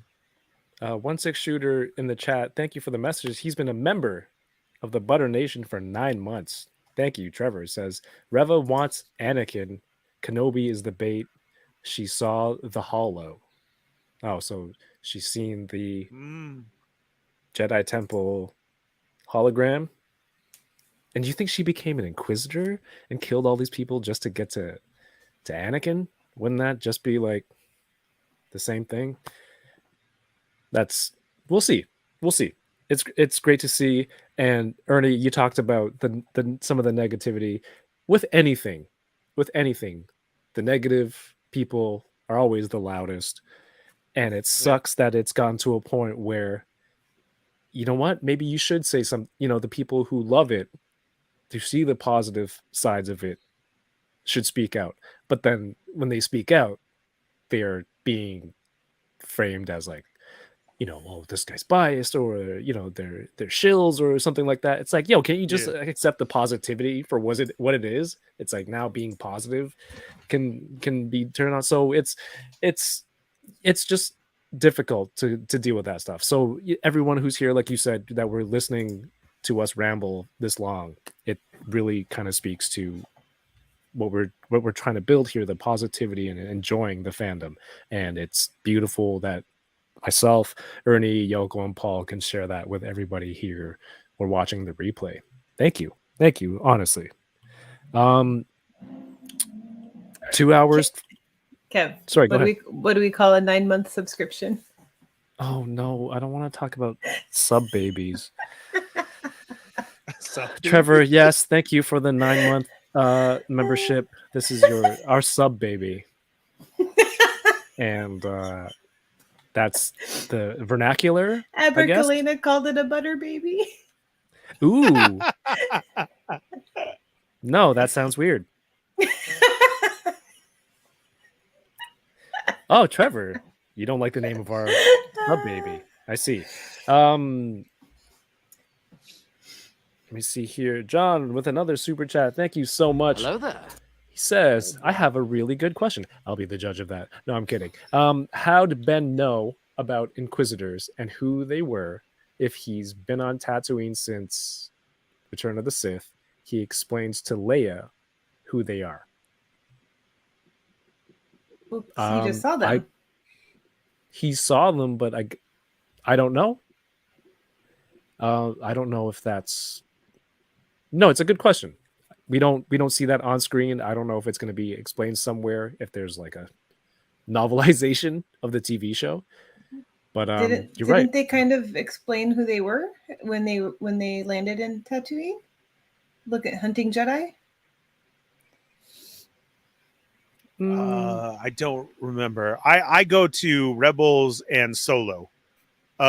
You kind of go to this because of the propaganda that we see that they throw out there. Remember, in Rebels, every time they go into the bar, it's all Empire stuff. It's all like pushed in your face. This is what's going on. Hey, we're the good guys. Come be a stormtrooper. Join us. Like that. That's what I'm saying. Is it's I think now that we've seen that in Solo, they're getting all the people up. It's like posters were on the wall. You even heard Vader's music for the first time was in Solo. As far as like maybe that may be like an anthem type thing, but I think it's propaganda that's thrown out there that they want to make ready available. Like, hey, we're the Empire. Like when they were riding in the bus, yeah, Empire is doing good work. That's right. You love the Empire. The bartender knew what Inquisitors were, right? He knew. Oh, yeah, because he literally Inquisitors said that, like, right? You know who we are. He's like, you're Inquisitors. You hunt Jedi. So, I'm not sure what I can give you from... We've all seen the same stuff. But if there's more, please let me know in the chat. But thank you for the question. Thank you for the super chat. Always love the discussion. I don't think there's any like plot hole or anything contradictory there. It's just hasn't been written. Yes, we are well into it, but I think we did a good job. If we extrapolate this to a 2-episode premiere, we're still under. No, we're over. But the over under was 3 hours. That's what people were. That's what people were betting for this episode. Was it? Where was this bet? Really? I don't know. It might have been just a DM between myself and Gary that I am canonizing. Wow. Okay. Now, wait, isn't that like referees betting on sports games like that? Hey, I'm not the one doing most of the talking here. That's a shot at you, Paul. I just know I got to go through because I have dinner plans. So yes, please. I'm gonna wrap it up. You want to just go so you can go to dinner? I'm just gonna say. Is that all right? Yeah, of course. I didn't get a chance to see Ernie's feet. I'm kind of disappointed. Although we did get a ton of likes. One day, Ernie, we will break that 100 like barrier, and then get your Toby wands ready. Because not even General Grievous or Salacious Crumb can save you from burying. And then honestly, I think Yoko, you got to have Larry and Lucy there watching. Oh, they'll be ready. They'll see who they'll be replacing. Anyways, it's always been a pleasure. I love talking about Star Wars with all of y'all. To everybody in the chat there, you are so smart, very observant people. Lots of fun to be around. I love reading the chats. I love the interaction. I love the civility in the chats too. You're all a special group of people. So thank you so much for choosing to join us for 2+ hours at a time as we chat about Star Wars. Kevin, thank you so much for hosting this, for asking me along for the ride. Yoko, I always love hanging out with you online. One day we'll be able to hang out in person. Same with you, Ernie. I look forward to the day that we can all hang out and just shoot the shit and tease the fuck out of each other. But until then, I will see you. I'm still on the fence for all you Bitter Brigade members out there as to whether I'm actually going to do fun boxing tomorrow because I have nothing to fun box. It's been a slow week of procuring toys. I pre-ordered a shit ton. I just have Kevin's mind. Yeah. So if there isn't one tomorrow, don't be shocked. I might actually do something a little bit different and like try to build, if I do have one, build one of the mini models I have here, sort of Twitch style, like do a build thing and chat with everybody at the same time. But that will be a game time decision. Until then, everyone, thank you so much. May the force be with you. You too, Paul. Have a great night. Thanks, everyone. Why? I saw him do the eyes first, and I was waiting. What? Still on? Are you sure? Okay. Bye.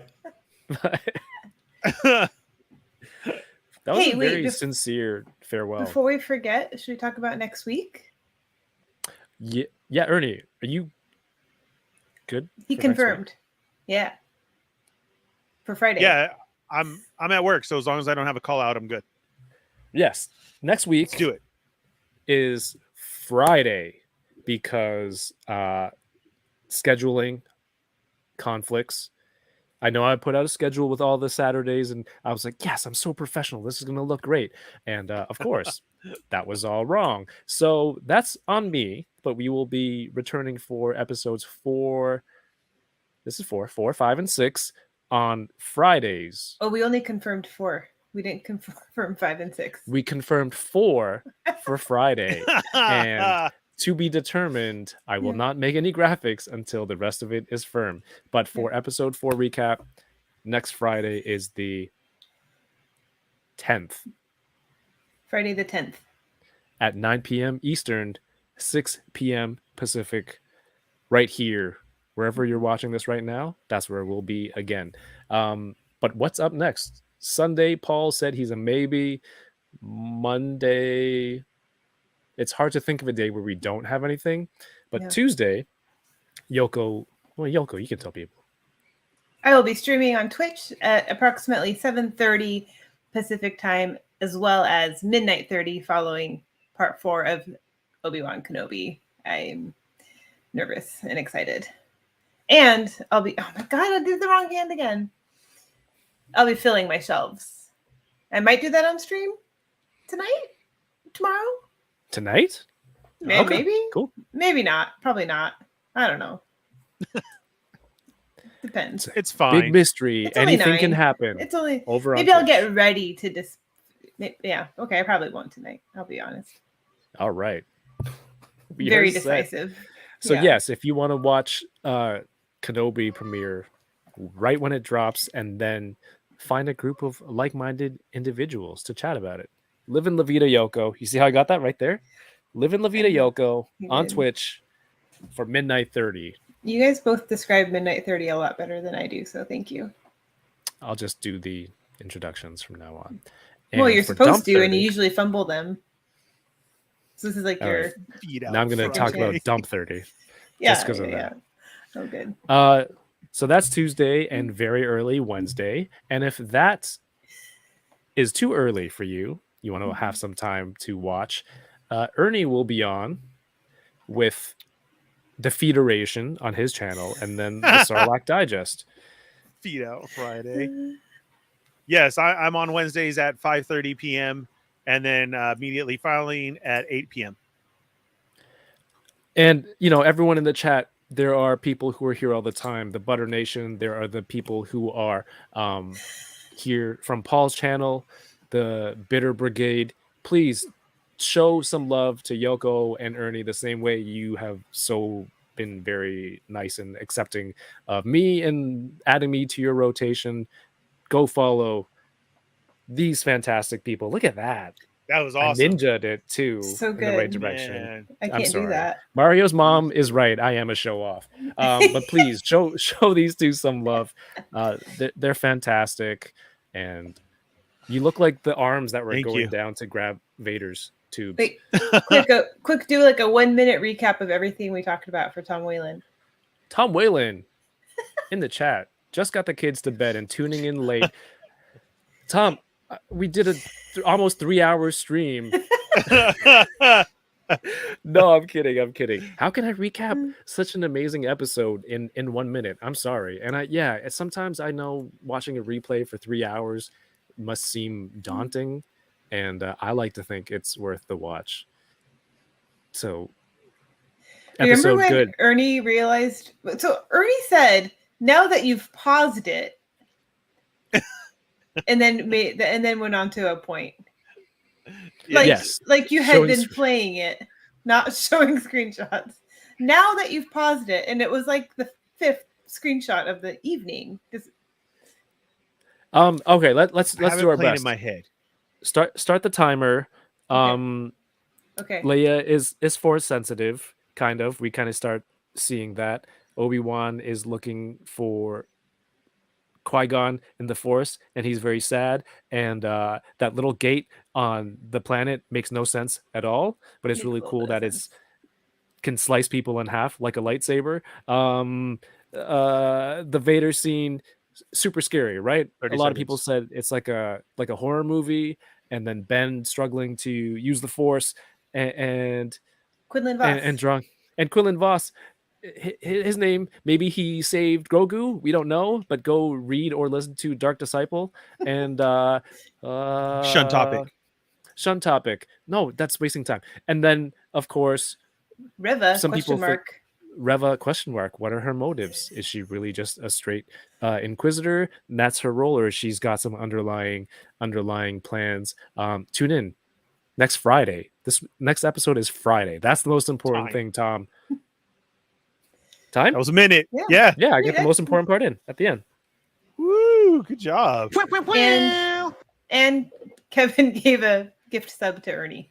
Yeah. Thank you. How do I turn that on in the mechanisms? You already have it. It's on. Oh, yes. What a waste. Oh my god. Absolute waste of money. I can put the cool pictures now. How do I put a cool As someone who spends a stupid amount of money on toys, somehow that is the biggest waste of money. I know, especially when Ernie owes me $10. Ernie, you. go Sorry. put some subs on Yoko's Twitch. That's your $10 return. Okay. I'll have to stay up late on Yoko. You're fully gonna have to tell me how to do that.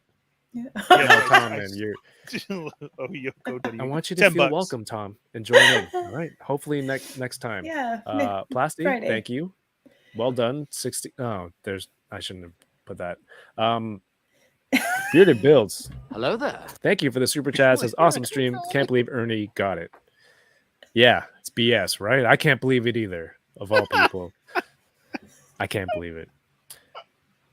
So Ernie, that brings us up to Wednesday, Thursday every week. Unboxing Thursdays, 9 p.m. Eastern, 6 Pacific. This week's guest is CJ, a fantastic, very talented and everything kind of guy, but you know him from his soft goods work, working with Four Horsemen, creating things for a lot of the toys that you love.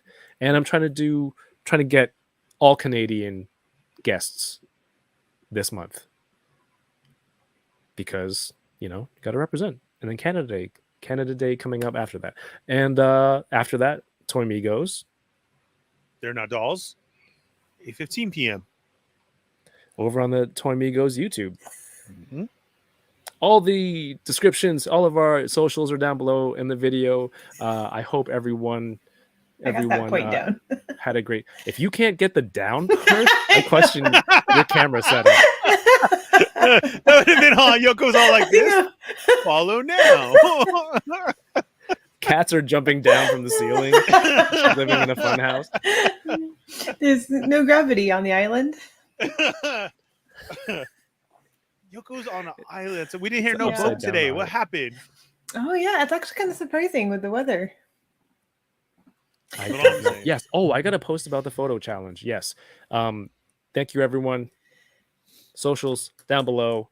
We love doing this every week, and thank you for being here and making this like one of the best experiences that I get to be a part of. Why am I raising the roof? I get to be a part of in the channel. Everyone, have a great night. Keep touring around. Peace. Oh, you can do the heart. Can you do the heart then, Yoko? Oh, no. Oh, yeah. Me and Yoko. Oh no. It's gonna put us into 3 hours. Look how far away I go. I don't know. Where am I supposed to go? Look at I'm a freaking snake. Are we doing it? Okay, here. Oh, there we go. Wait, stop switching up on me. There, look, come on. Oh wait, now we're back to this? Okay. Yeah, no, you got it. Lower, Yoko. Lower? Bring it in. This is surprisingly difficult. It's so hard. Tom Whalen's like, what the hell am I watching? I'm trying to do it. Okay, there. I think I got it now. Connect to me. Look at those triceps. Connect to me. Look at my work tan. That's not a light. That's how white I really am under there. Wow. We're still on. Wow, that's oh, like you'll bright. show that, but not the toes. That was bright.